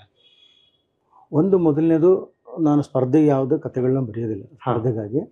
ಸ್ಪರ್ಧೆಗಾಗಿ ಯಾರೂ ಬರೀಬಾರ್ದು. ಅದು ಕರೆಕ್ಟ್. ಕಳೆದ 25 ವರ್ಷಗಳಿಂದ ಅದೊಂದು ಕನ್ನಡ ಸಾಹಿತ್ಯದಲ್ಲಿ ಅದೊಂದಿದೆ, ಸ್ಪರ್ಧೆಗಾಗಿ ಬರೆಯೋ ಒಂದು ಜಾಯಮಾನ ಇದೆಯಲ್ಲ, ಅದು ಕನ್ನಡ ಕಥೆಯನ್ನ ಪರಂಪರೆಯನ್ನ ಕುಗ್ಸಿದೆ ಅಂತ ನನಗೆ ಬಹಳ ಅದ್ರ ಬಗ್ಗೆ ಬೇಸರ ಇದೆ. ಯಾಕೆಂತಂದ್ರೆ ಒಂದು ಪದಮಿತಿಯನ್ನ ಹಾಕಿದಾಗ, ಕತೆ ಅಂತಂದ್ರೆ ಬಿಂದಾಸ್, you can go anywhere, you can do whatever, ನಿಮಗೆ ಅನಿಸಿದ್ದನ್ನ ನಾವು ಮುಕ್ತವಾಗಿ ಹೇಳುವಂಥದ್ದು. ಆ ಮುಕ್ತತೆಗೆ ನೀವು ಕಡಿವಾಣ ಹಾಕ್ಬಿಟ್ರೆ ಪದಮಿತಿ ಹಾಕ್ತೀವಿ, ಕೆಲವು ವಸ್ತು ಮಿತಿ ಹಾಕ್ತೀವಿ. ಸೊ ಅದು ಒಪ್ಪಿಗೆ ಅಲ್ಲ. ಹಂಗಾಗಿ ನಾನು ಕಳೆದ 25 ವರ್ಷಗಳಲ್ಲಿ ಓದಿರ್ತಕ್ಕಂಥ ಕಥಾ ಸಂಕಲನ ಕಥೆಗಳು ಎಲ್ಲವೂ ಗಾತ್ರ ಸಣ್ಣದೇ ಇದೆ. ಯಾಕೆ ಇಟ್ಟು ಸಣ್ಣದಿದೆ ಅಂತ ಸ್ನೇಹಿತರ ಜೊತೆ ಮಾತಾಡಿದಾಗ, ಅದು ಸ್ಪರ್ಧೆ ಕಳಿಸಿದ್ದೆ, ಹಾಗಾಗಿ ಇಲ್ಲಿ ಹಾಕ್ಬಿಟ್ಟೆ ಅಂತ. ಅದು ಆಗಬಾರ್ದು. ಒಂದು. ಎರಡನೇದು, ಈ ವರ್ತಮಾನದ ಜೊತೆಗೆ ಹೋಗುವಂತಹ ಕಥೆಗಳು. ನನ್ನ ಎಲ್ಲ ಕಥೆಗಳು ಬಹುತೇಕ ವರ್ತಮಾನದಲ್ಲೇ. ವರ್ತಮಾನ ಅಂದ್ರೆ ಎರಡು. ಒಂದು, ಕಥೆ ಘಟಿಸುವ ವರ್ತಮಾನ ಅಂದ್ರೆ ಆ ಪಾತ್ರ ದೈನಿಕದಲ್ಲೇ ಇರ್ತಾನೆ. ಬೆಳಗ್ಗೆ ಎದ್ದು ಸ್ನಾನ ಮಾಡಿ ಟೀ ಕುಡಿದು ಬಟ್ಟೆ ಹಾಕೊಂಡು ಡ್ಯೂಟಿಗೆ ಹೋಗ್ತಾ ಆ ಥರ. ಸೊ ದೈನಿಕದಲ್ಲಿ ಇರೋದ್ರಿಂದ ಏನಾಗುತ್ತೆ, ನಾನು ಕಥಾವಸ್ತುವಿನ ಪ್ರಾರಂಭ ಮತ್ತು ಅಂತ್ಯವನ್ನ ವರ್ತಮಾನದಲ್ಲಿಟ್ಟು ಉಳಿದ್ರೆ ಎಲ್ಲದನ್ನ ಫ್ಲಾಶ್ ಬ್ಯಾಕ್ ಅಲ್ಲಿ ಬ್ಯಾಕ್ಗ್ರೌಂಡ್ ಅಲ್ಲಿ ಪ್ರೆಸೆಂಟ್ ಮಾಡ್ತೀನಿ. ಅದೊಂದು ಸ್ಟೈಲ್. ಅದು ಹಿಂದೆನೂ ನಮ್ಮ ಸೀನಿಯರ್ಸು ಮಾಡಿದ್ದಾರೆ. ಹಂಗೆ ಮಾಡೋದ್ರಿಂದ ಏನಾಗುತ್ತೆ ಅಂತಂದ್ರೆ, it gives more energy to the story. ಯಾಕೆ ಹಿಂಗೆ ಹೇಳ್ತೀನಿ ಅಂತಂದ್ರೆ, ಹಿಂದೆ ಈ ಸದ್ಯಕ್ಕೆ ಏನಾಗಿದೆ ಅಂತಂದರೆ, ಬಸ್ ಸ್ಟ್ಯಾಂಡಲ್ಲಿ ಒಂದು ಪಾತ್ರ ನಿಂತಿದ್ದಾನೆ, ಅವನು ಒಂದು ಸಿಗರೇಟ್ ಸೇರ್ತಾ ಇದ್ದಾನೆ, ಸಿಗರೇಟಿಗೆ ಬೆಂಕಿ ಹಚ್ಚಿದ್ದಾನೆ. ಅವನು ಹಳೆ ಗೆಳತಿ ಒಂದು ಫೋನ್ ಕಾಲ್ ಬಂದಿದೆ, ಅವಳು ಭೇಟಿ ಮಾಡೋಕ್ಕೆ ಹೋಗ್ಬೇಕಾ ಹೋಗ್ಬಾರ್ದಾ ಅಂತ ಡಿಸಿಷನ್ ಅವ್ನು ತಗೊಳ್ತಾ ಇದ್ದಾನೆ. ಮನೆಯಲ್ಲಿ ಹೆಂಡತಿ ಗರ್ಭಿಣಿ ಇದ್ದಾಳೆ, ಮನೆಗೆ ಹೆಂಡತಿಗೆ ಏನು ಹೇಳಿಲ್ಲ. ಸೊ ಈಗ ಅವನು ಅವಳ ಹತ್ರ ಹೋಗ್ತಾನ ಇಲ್ಲ. ಸೊ ಅವನ ಸಿಗರೇಟನ್ನು ಹಚ್ಚಿ ಬಸ್ ಸ್ಟ್ಯಾಂಡಲ್ಲಿ ನಿಂತಾಗ ಅವನ ತಲೆಯಲ್ಲಿ ಎಲ್ಲ ನಡೆಯುತ್ತೆ ಬ್ಯಾಕ್ಗ್ರೌಂಡು. ಅವಳು ಪರಿಚಯ ಆಗಿದ್ದು, ಅವಳು ಮಾತು ಕೊಟ್ಟಿದ್ದು, ಮಾತು ತಪ್ಪಿದ್ದು, ಇವಳು ಪರಿಚಯ ಆಗಿದ್ದು, ಇವಳು ಮದುವೆ ಆಗಿದ್ದು, ಸೊ ಕೊನೆಗೆ ಅವನು ಸಿಗರೇಟನ್ನ ಬಿಸಾಕಿ ಹ್ಮ್. ಅವನು ಬಸ್ ಹತ್ತಿ ಆ ಗೆಳತಿ ಹತ್ರ ಹೋಗ್ತಾನ ಅಥವಾ ಆಟೋ ಹತ್ತಿ ಮನೆಗೆ ಹೋಗ್ತಾನ. ಇದ್ರ ನಡುವೆ ಕಥೆ ಆಗ್ಬಿಡುತ್ತೆ. ಬೆಸ್ಟ್ ಎಕ್ಸಾಂಪಲ್ ನಮ್ಮ ಪ್ರಹ್ಲಾದ್ ದಕ್ಷಿಣ ಕಟ್ಟಿರೋದು ರಾಧಾ ಅಂತ ಒಂದು ಕಥೆ ಇದೆ. ಎಷ್ಟು ಬ್ಯೂಟಿಫುಲ್ ಆಗಿದೆ.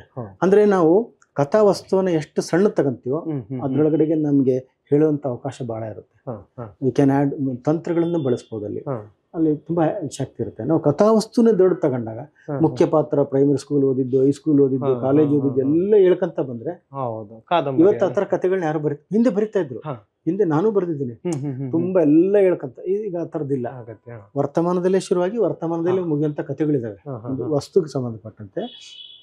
ಎರಡದು ಈ ಸದ್ಯದ ಈ ವರ್ತಮಾನ ಜಗತ್ತಿನ ಜೊತೆಗೆ ಇರಬೇಕು ಅಂದ್ರೆ ಅದು ಇರ್ಲೇಬೇಕು. ಯಾಕೆಂತಂದ್ರೆ ಇವತ್ತಿನ ಸಂಕಟಗಳಿಗೆ ನಾವು ಇದೇ ಆಗ್ಲೇಬೇಕು. ಅದ್ರ ಜೊತೆಗೆ ಕಥೆಯನ್ನ ಮೌಲ್ಯೀಕರಣ ಮಾಡ್ತಕ್ಕಂಥ ಓದುಗರು, ವಿಮರ್ಶಕರು, ಮತ್ತೆ ಕಥೆಯನ್ನ ಪ್ರಕಟಿಸುವಂತ ಸಂಪಾದಕರು, ಸಾಹಿತ್ಯ ಪತ್ರಿಕೆಯ ಸಂಪಾದಕರು, ಇವರೆಲ್ಲರೂ ಕೂಡ ಇದನ್ನ ನೋಡ್ಕೋಬೇಕಾಗುತ್ತೆ. ಇನ್ ಯಾಕೆ ಹೇಳ್ತಿದ್ದೀನಿ ಅಂತಂದ್ರೆ 25 ವರ್ಷಗಳ ಹಿಂದೆ ಏನು ಕನ್ನಡ ವಿಮರ್ಶೆಯಲ್ಲಿ ನಾವು ಆಧುನಿಕ ತಂತ್ರಜ್ಞಾನದ ಬಗ್ಗೆ ಮಾತಾಡ್ತಿದ್ರಲ್ಲ, ಇವತ್ತು 25 ವರ್ಷ ಆದ ನಂತರ ಆ ಎಲ್ಲ ಎಲಿಮೆಂಟ್ಸ್ ನಮ್ಮ ಬದುಕಿನ ಭಾಗ ಆಗಿದೆ. ಉದಾಹರಣೆಗೆ ಸರೋಜಾಳು ಒಂದು ಮೆಸೇಜನ್ನು ಕಳಿಸಿರ್ತಾಳೆ ಪ್ರಕಾಶನ್ಗೆ. ಆ ಪ್ರಕಾಶ ಅದನ್ನ ಓದೋದಕ್ಕಿಂತ ಮುಂಚೆ ಆಕೆ ಡಿಲೀಟ್ ಮಾಡಿರ್ತಾಳೆ. ಸೊ ಅವನು ಅದನ್ನು ಓದಿದ್ರೆ ಅವಳು ಸಾಯ್ತಾ ಇರಲಿಲ್ಲ ಅಂತ ನಾನು ಒಂದು ಕಥೆಯಲ್ಲಿ ಬರೀತೀನಿ. ಸೊ ಮೆಸೇಜ್ ಅಂದ್ರೇನು, ವಾಟ್ಸಪ್ ಅಂದ್ರೇನು, ನೋಟಿಫಿಕೇಶನ್ ಅಂದ್ರೇನು, ಮೆಸೇಜ್ ಡಿಲೀಟ್ ಮಾಡೋದಂದೇನು. ಸೊ ಇವತ್ತಿನ ಆ ಕಥೆಯನ್ನ ಮೌಲ್ಯೀಕರಣ ಮಾಡುವಂಥವ್ರು ಇದೆಲ್ಲ ಟೆಕ್ನಾಲಜಿಕಲ್ ಎಲಿಮೆಂಟ್ಸ್ ಅನ್ನ ತಿಳ್ಕೋಬೇಕಾಗುತ್ತೆ. ಹಿಂದೆ ಸಾಹಿತ್ಯ ಶಾಸ್ತ್ರದ ಬದ್ಧವಾಗೇ ಇರ್ತಿತ್ತು. ಕತೆ ಬರೆಯೋರು ಶಾಸ್ತ್ರನ ಓದಿರೋರು, ಕನ್ನಡ ಕಾವ್ಯ ಪರಂಪರೆ, ಕಥನ ಪರಂಪರೆಯನ್ನ. ಇವತ್ತಂಗಲ್ಲ. ಸುಲಭ ಶೌಚಾಲಯ ಕ್ಲೀನರು ಕತೆ ಬರೀತಾನೆ, ನರ್ಸ್ ಕತೆ ಬರೀತಾರೆ, ಡಾಕ್ಟರ್ ಕತೆ ಬರೀತಾರೆ, NRIಗಳು ಕತೆ ಬರೀತಾರೆ. ಅವ್ರೆಲ್ಲ ಬದುಕಿನ ಎಲಿಮೆಂಟ್ಸ್ ನ ಕತೆ ತರ್ತಾ ಇದ್ದಾರೆ. ಹಂಗಾಗಿ ಈಗ ನಾನು ಒಬ್ಬ ವಿಮರ್ಶಕ ಆಗಿದ್ದೀನಿ, ನನ್ನ ಮೌಲ್ಯ ಮಾಡ್ತಾ ಇದ್ದೀನಿ, ಅದನ್ನ ಅವಾರ್ಡ್ ಕೊಡ್ತಾ ಇದ್ದೀನಿ, ಅದನ್ನ ಪ್ರಕಟಿಸ್ತಾ ಇದ್ದೀನಿ, ಅಥವಾ ಅದನ್ನ ತೆಗಳ್ತಾ ಇದ್ದೀನಿ ಅಂದ್ರೆ ನಾನು ಅದನ್ನ ತಿಳ್ಕೊಬೇಕಲ್ವಾ. ಕರೆಕ್ಟ್. ಅದು ಗೊತ್ತಿಲ್ಲ ಅನ್ನೋ ಕಾರಣಕ್ಕೆ ಅದನ್ನ ಸೈಡಿಗೆ ಆಗ್ಬಾರ್ದು. ಹಿಂದೆ ಸಾಹಿತ್ಯಕ್ಕಷ್ಟೇ ಸಂಬಂಧಪಟ್ಟಿತ್ತು, ಇವತ್ತಂಗಲ್ಲ. ಎಲ್ಲ ಜಗತ್ತಿನ ಎಲ್ಲ ಎಲಿಮೆಂಟ್ಸ್ಗಳು ಕನ್ನಡ ಸಾಹಿತ್ಯದಲ್ಲಿದೆ. ಅದು ಸಾಹಿತ್ಯದಲ್ಲಿದೆ, ಕನ್ನಡ ಸಾಹಿತ್ಯದಲ್ಲಿದೆ. ಎಲ್ಲರೂ ಬರೀತಿದ್ದಾರೆ. ಬಹಳ ಸಂತೋಷದ ವಿಷಯ ಅದು. ಡಯಾಸ್ಪೋರಾ ಬಗ್ಗೆ ಬರೀತಾ ಇದ್ದಾರೆ, ಸರ್ಜರಿ ಬಗ್ಗೆ ಬರೀತಾ ಇದ್ದಾರೆ, ಯಾವ್ದು ಬ್ಯಾಂಕ್ ಕರಪ್ಷನ್ ಬಗ್ಗೆ ಬರೀತಾ ಇದ್ದಾರೆ. ಸೊ ನಾವು ಅದು ಮೌಲ್ಯೀಕರಣ ಮಾಡ್ಬೇಕಾದ್ರೆ ಅದರ ಎಸೆನ್ಸ್, ಅದರ ತುರ್ತು ಅದನ್ನ ಅರ್ತ್ಕೋಬೇಕು ಅಂತ ಅದು ಬಹಳ ಮುಖ್ಯ ಆಗುತ್ತೆ. ಇದಕ್ಕೆ ಕಾರಣ ಏನಾಗಿರ್ಬೋದು ಅಂದ್ರೆ ಕಥನ ಪರಂಪರೆ ನಮ್ಮ ಹಿಂದಿನ ಬೆಳವಣಿಗೆ ಕಾರಣ, ಅಥವಾ ಈಗ ಅದನ್ನ ಜನ ಅಂದ್ರೆ ನನ್ನ ವಿಚಾರವನ್ನ ಜನಕ್ಕೆ ತಿಳಿಸ್ಬೇಕು, ನಾನು ಹೇಳಬೇಕು ಅನ್ನೋ ಇದು ಶುರುವಾಗಿದೆ. ಅಂದ್ರೆ ನಂದೇನೋ ಹೇಳ್ಕೋಬೇಕು, ನನ್ನಲ್ಲಿ ಒಂದೇನೋ ಇದೆ, ಅಥವಾ ನಮ್ಮ ಸಮುದಾಯದಲ್ಲಿ ಒಂದಿದೆ, ನನ್ನ ಬಳಿ ಒಂದು ಕಥೆ ಇದೆ, ಅಥವಾ ನನ್ನದೇ ಒಂದು ಕಥೆ ಇದೆ ಅಂತ ಹೇಳಲಿಕ್ಕೋಸ್ಕರ ಬರೀತಿದ್ದಾರೋ, ಅಥವಾ ಬರವಣಿಗೆ ಸೃಜನಶೀಲತೆಯನ್ನ ಪ್ರಚುರಪಡಿಸ್ಲಿಕ್ಕ? ಈಗ ನೋಡ್ರಿ, ಈಗ ಒಂದು ಹೋಟ್ಲಲ್ಲಿ ನಾವು ತಿಂಡಿ ತಿಂತಾ ಇರ್ತೀವಿ. ನಾವು ಆತನಿಗೆ 10 ದಿನ ಹೋಗಿ ಉಪ್ಪಿಟ್ಟು ತಿಂದು ಬರ್ತೀವಿ, ಅವನಿಗೆ ಏನು ಹೇಳೋದಿಲ್ಲ. ಅದೇ ಪ್ರತಿದಿನ ಇದು ಉಪ್ಪು ಜಾಸ್ತಿ ಆಗಿದೆ, ಇವತ್ತು ಎಣ್ಣೆ ಜಾಸ್ತಿ ಆಗಿದೆ, ಇವತ್ತು ರವೆ ಸೀದೋಗಿದೆ ಅಂತ ಹೇಳಿದ್ರೆ ಫೀಡ್ಬ್ಯಾಕ್ ಕೊಡ್ತಾ ಇದ್ರೆ ಅವನು ಬದಲಾವಣೆ ಮಾಡ್ಕೊಂತಾನೆ. ಈಗ ನಮಗೆ ಏನಾಗಿದೆ ಅಂತಂದ್ರೆ, ಈಗ ಕನ್ನಡ ಪರಂಪರೆಯಲ್ಲಿ ವಿಪುಲವಾದ ಕತೆ ಬರ್ತಾ ಇದಾವೆ. ಸಿಕ್ಕಾಪಟ್ಟೆ ಜನ ಕತೆ ಬರೀತಾ ಇದಾರೆ, ಚೆನ್ನಾಗೂ ಬರೀತಾ ಇದಾರೆ. ಬಟ್ ಹೆಚ್ಚಿನ ಪ್ರಮಾಣದಲ್ಲಿ ರಿಪಿಟೇಷನ್ ಆಗುವಂಥದ್ದು, ಅದೇ ಬರವಣಿಗೆ ಮಾಡುವಂಥದ್ದು, ನೀವು ಹೇಳ್ದಂಗೆ ನಾನು ಬರಿಬೇಕು ಅಂತ ಬರೆಯುವಂಥದ್ದು, ಅಥವಾ ನೋಡೋಣ ಇದೊಂದು ಪ್ರಯೋಗ ಮಾಡೋಣ ಅಂತ ನಡೀತಿದೆ. ಬಟ್ ಎಲ್ಲವನ್ನೂ ಸೋಸಿ ಓದಿ ವಿಮರ್ಶೆ ಮಾಡಿ ಅನಿಸಿಕೆ ಕೊಡೋಕ್ಕೆ ಆಗೋದಿಲ್ಲ. ಆದ್ರೆ ಕಾಲ ಕಾಲಕ್ಕೆ ಆಯಾ ಕೃತಿಗಳನ್ನ ಮೌಲ್ಯೀಕರಣ ಮಾಡ್ಲೇಬೇಕಾಗುತ್ತೆ. ಉದಾಹರಣೆಗೆ ಈಗ ಈ ತರದ ಒಂದು ಅಬ್ಸ್ಟ್ರಾಕ್ಟ್ ಪೇಂಟಿಂಗ್ ಬಂತು, ಅದಕ್ಕಿಂತ ಹಿಂದೆ ಪೇಂಟಿಂಗ್ಸ್ ಇತ್ತು, ಅದಕ್ಕಿಂತ ರಿಯಲಿಸ್ಟಿಕ್ ಇತ್ತು, ಅದರಿಂದ ಲೈನ್ ಆರ್ಟ್ ಇತ್ತು, ಅದಕ್ಕಿಂತ ಹಿಂದೆ ವರ್ಲಿ ಆರ್ಟ್ಸ್ ಇತ್ತು. ಸೊ ಕಾಲ ಕಾಲಕ್ಕೆ ಆಯಾ ಬದಲಾವಣೆಗಳನ್ನ ಗುರುತಿಸುವಂತ ಗುರುತರ ಜವಾಬ್ದಾರಿ ಹಿರಿಯರ ಮೇಲೆ ಇರುತ್ತೆ. ಆ ಹಿರಿಯರು ಗುರುತಿಸಿ ತುಂಬಾ ಡಿಫ್ರೆಂಟ್ ಆಗಿ ಬರೀತಾ ಇದೆ, ಈ ಕವಯಿತ್ರಿ ಕವನ ಚೆನ್ನಾಗಿದೆ ಅಂತ ಅದು ಆಗ್ಬೇಕು ಹೆಚ್ಚಿನ ಪ್ರಮಾಣದಲ್ಲಿ. ನಮ್ಮಲ್ಲಿ ಎಷ್ಟು ಸ್ಪರ್ಧೆಗಳಿದಾವೆ ಅಷ್ಟು ಪ್ರಮಾಣದ ಸಾಹಿತ್ಯಿಕ ಚರ್ಚೆಗಳಿಲ್ಲ, ಅಷ್ಟು ಪ್ರಮಾಣದ ಒಡನಾಟಗಳಿಲ್ಲ, ಅಷ್ಟು ಪ್ರಮಾಣದ ಒಂದು ಅದರ ಕುರಿತಾದಂತಹ ಕೆಲಸಗಳಾಗಬೇಕು. ಯಾಕಂತಂದ್ರೆ ನೋಡಿ, 25 ವರ್ಷಗಳಿಂದ ಸ್ಪರ್ಧೆಗಳೇ ಕೇಳ್ತದೆ ನಾವು, ವಿಮರ್ಶೆಗಳೇ ಕೇಳ್ತಾ ಸ್ಪರ್ಧೆ. ಈಗ ಒಂದು ಸ್ಪರ್ಧೆಗೆ 1,000 ಜನ ಕತೆ ಕಳಿಸಿರ್ತಾರೆ, ಅದ್ರಲ್ಲಿ ಗೆಲ್ಲೋದು ಒಂದು ಕತೆ. ಇನ್ನು 999 ಕತೆ ಸೋತು. ಹಂಗಾದ್ರೆ ಹಾಗೆ ಸೋಲಲ್ಲ ಇದು, ಗೆಲುವು ಸೋಲಲ್ಲ, ಇದು ಬೇರೆ ರೀತಿ ಚೆನ್ನಾಗಿರುತ್ತೆ, ಇದು ಇನ್ನೊಂದು ರೀತಿ ಚೆನ್ನಾಗಿರುತ್ತೆ, ಇದು ಮತ್ತೊಂದು ರೀತಿ ಚೆನ್ನಾಗಿರುತ್ತೆ. ಸೊ ಇದೊಂದು ಅಪಾಯನೂ ಮಾಡ್ತಾ ಇದೆ ನಾವು, ಸ್ಪರ್ಧೆಗಳನ್ನ ಮುನ್ನೆಲೆಯಲ್ಲಿ ಇಟ್ಕೊಂಡು. ಸ್ಪರ್ಧೆ ಬೇಡ ಅಂತಲ್ಲ, ಯಾಕಂದ್ರೆ ಎಲ್ಲರೂ ಮುಂದೆ ಬಂದಿರೋದು ಸ್ಪರ್ಧೆಯಿಂದಾನೆ. ಎಲ್ಲರೂ ಒಂದು ಒಳ್ಳೆ ಸ್ಪರ್ಧೆಯನ್ನ ಬಹುಮಾನ ಗೆದ್ಕೊಂಡೆ ಮುನ್ನೆಲೆಗೆ ಬಂದು ಮಾಡಿದ್ರು. ಅದರ ಜೊತೆಗೆ ಸಾಹಿತ್ಯಿಕ ಚರ್ಚೆಗಳು, ಕಮ್ಮಟಗಳು, ಹೌದಾ? ಇವು ಹೆಚ್ಚಿನ ಪ್ರಮಾಣದಲ್ಲಿ ಆಗಬೇಕು. ಯಾಕಂದ್ರೆ ಒಂದು ಸಾಹಿತ್ಯಿಕ ಮ್ಯಾಗಝೀನ್ ಅಲ್ಲಿ 5ರಿಂದ 10 ಕತೆ ಪ್ರಕಟ ಆಗುತ್ತೆ. ಸೊ ಅಲ್ಲಿ 10 ಹೊಸ ಪ್ರತಿಭೆಗಳನ್ನ ನೋಡ್ದಂಗೆ ಆಯ್ತಲ್ಲ. ಮತ್ತೆ ಆ ಎಲ್ಲ ಕತೆಗಳು ಸಮಾಧಾನವಾಗಿ ಕತೆ ಬರಿಬೇಕು ಅಂತ ಬರ್ದೇ ಹೊರತು ಯಾವ ಒತ್ತಡದಲ್ಲಿ ಬರ್ದಿರೋ ಆಗಿರೋದಿಲ್ಲ. ಸ್ಪರ್ಧೆಗಾದ್ರೆ ಒಂದು ಒತ್ತಡ ಇರುತ್ತೆ. ಹೌದು. ಅದು ವಿಮರ್ಶಕರನ್ನ ಮೆಚ್ಚಿಸುವಂತಹ ಕಥೆಯಲ್ಲಿ ಏನು ಸಡನ್ ಆದ ಒಂದು ಬ್ಲಾಸ್ಟ್ ಮಾಡುವಂತಹ ಆ ಥರದ್ದೆಲ್ಲ ಒತ್ತಡ ಇರುತ್ತೆ. ಬಟ್ ಸಮಾಧಾನವಾಗಿ ಕತೆ ಬರೆಯೋದ್ರಲ್ಲಿ ಆ ಥರದ್ದಿರೋದಿಲ್ಲ. ಸೊ ಹಂಗಾಗಿ ಸಾಹಿತ್ಯಿಕ ಪತ್ರಿಕೆಗಳು ಮತ್ತೆ ಹೊಸ ಬರವಣಿಗೆಗೆ ವಿಮರ್ಶೆಗಳು ಮತ್ತೆ ಬದಲಾವಣೆಗಳನ್ನು ಗುರುತಿಸುವಂತ ಕೆಲಸ ಕನ್ನಡದಲ್ಲಿ ಆಗಬೇಕಾಗಿದೆ. ವಿಮರ್ಶೆ ಬಗ್ಗೆ ಮಾತಾಡೋಣ. ನಾನು ಈಗ ನೀವು ಅದರ ಬಗ್ಗೆ ಹೇಳಿದ್ರಿ, ಅಂದ್ರೆ ಕಥೆ ಸ್ಪರ್ಧೆಗೋಸ್ಕರ ನಾನು ಬರೆಯಲ್ಲ ಅಂತ ಒಂದು ಮಾತು ಹೇಳಿದ್ರಿ.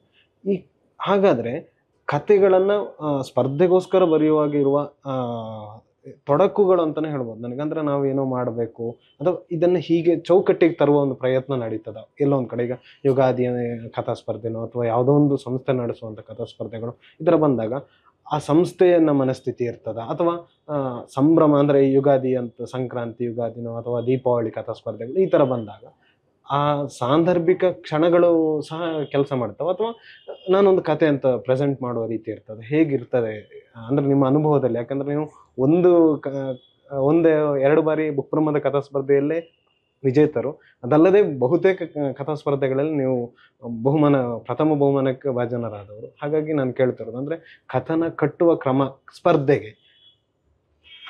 ಅದೇ ಒಂದ್ಸಲ ನಾನು ಸ್ಪರ್ಧೆಗೆ ಈಗ ನಾನೇ ಕತೆ ಸ್ಪರ್ಧೆಗೆ ಬರಿತಾ ಇದ್ದೀನಿ ಅಂತ ಗಮನದಲ್ಲಿ ಇಟ್ಕೊಂಡಾಗ ಅದೇ ಒಂದು ನಾವು ಟೈಮ್ ಬೌಂಡ್ ಆಗ್ತೀವಿ.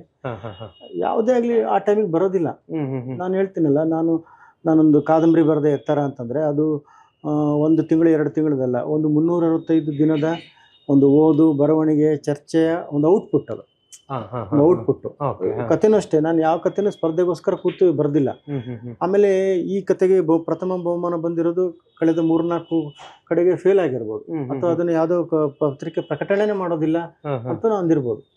ಹಂಗಾಗಿ ಕತೆಗೆ ಬಹುಮಾನ ಬರುವಂತದ್ದು ಇನ್ಸಿಡೆಂಟಲ್. ಆಮೇಲೆ ಆ ವಿಮರ್ಶಕರು ಚೇಂಜ್ ಆದಂತೆ ಇವು ಚೇಂಜ್ ಆಗ್ತಾರೆ, ಕತೆಗಳು ಚೇಂಜ್ ಆಗ್ತವೆ. ಆ ವಿಮರ್ಶಕ ತೀರ್ಪುಗಾರನ ಬದಲಾಯಿಸಿದ್ರೆ ಬೇರೆ ಉಳಿದರಿಬ್ಬರಿಗೆ ಬಹುಮಾನ ಬರುತ್ತೆ. ಹಂಗಾಗಿ ಅದು ಮುಖ್ಯ ಅಲ್ಲ. ಬಟ್ ಕತೆಗಾಗಿ ಸ್ಪರ್ಧೆಗಾಗಿ ಕತೆ ಬರೆಯುವಂತ ಜಾಯಮಾನ ಶುರುವಾಗಿದೆ. ಅದೇ ಒನ್ಸ್ ಅಗೇನ್ ಅದು ಒಂದು ರೇಸಿಗೆ ಹೋದಂತಾನೆ ಒಂದು ಪ್ಲಾನ್ ಮಾಡ್ಕೊಂಡು ಹಿಂಗ್ ಬರೋದು ಚೆನ್ನಾಗಿರುತ್ತೆ, ಹಿಂಗ್ ಬರೋದು ಚೆನ್ನಾಗಿರುತ್ತೆ.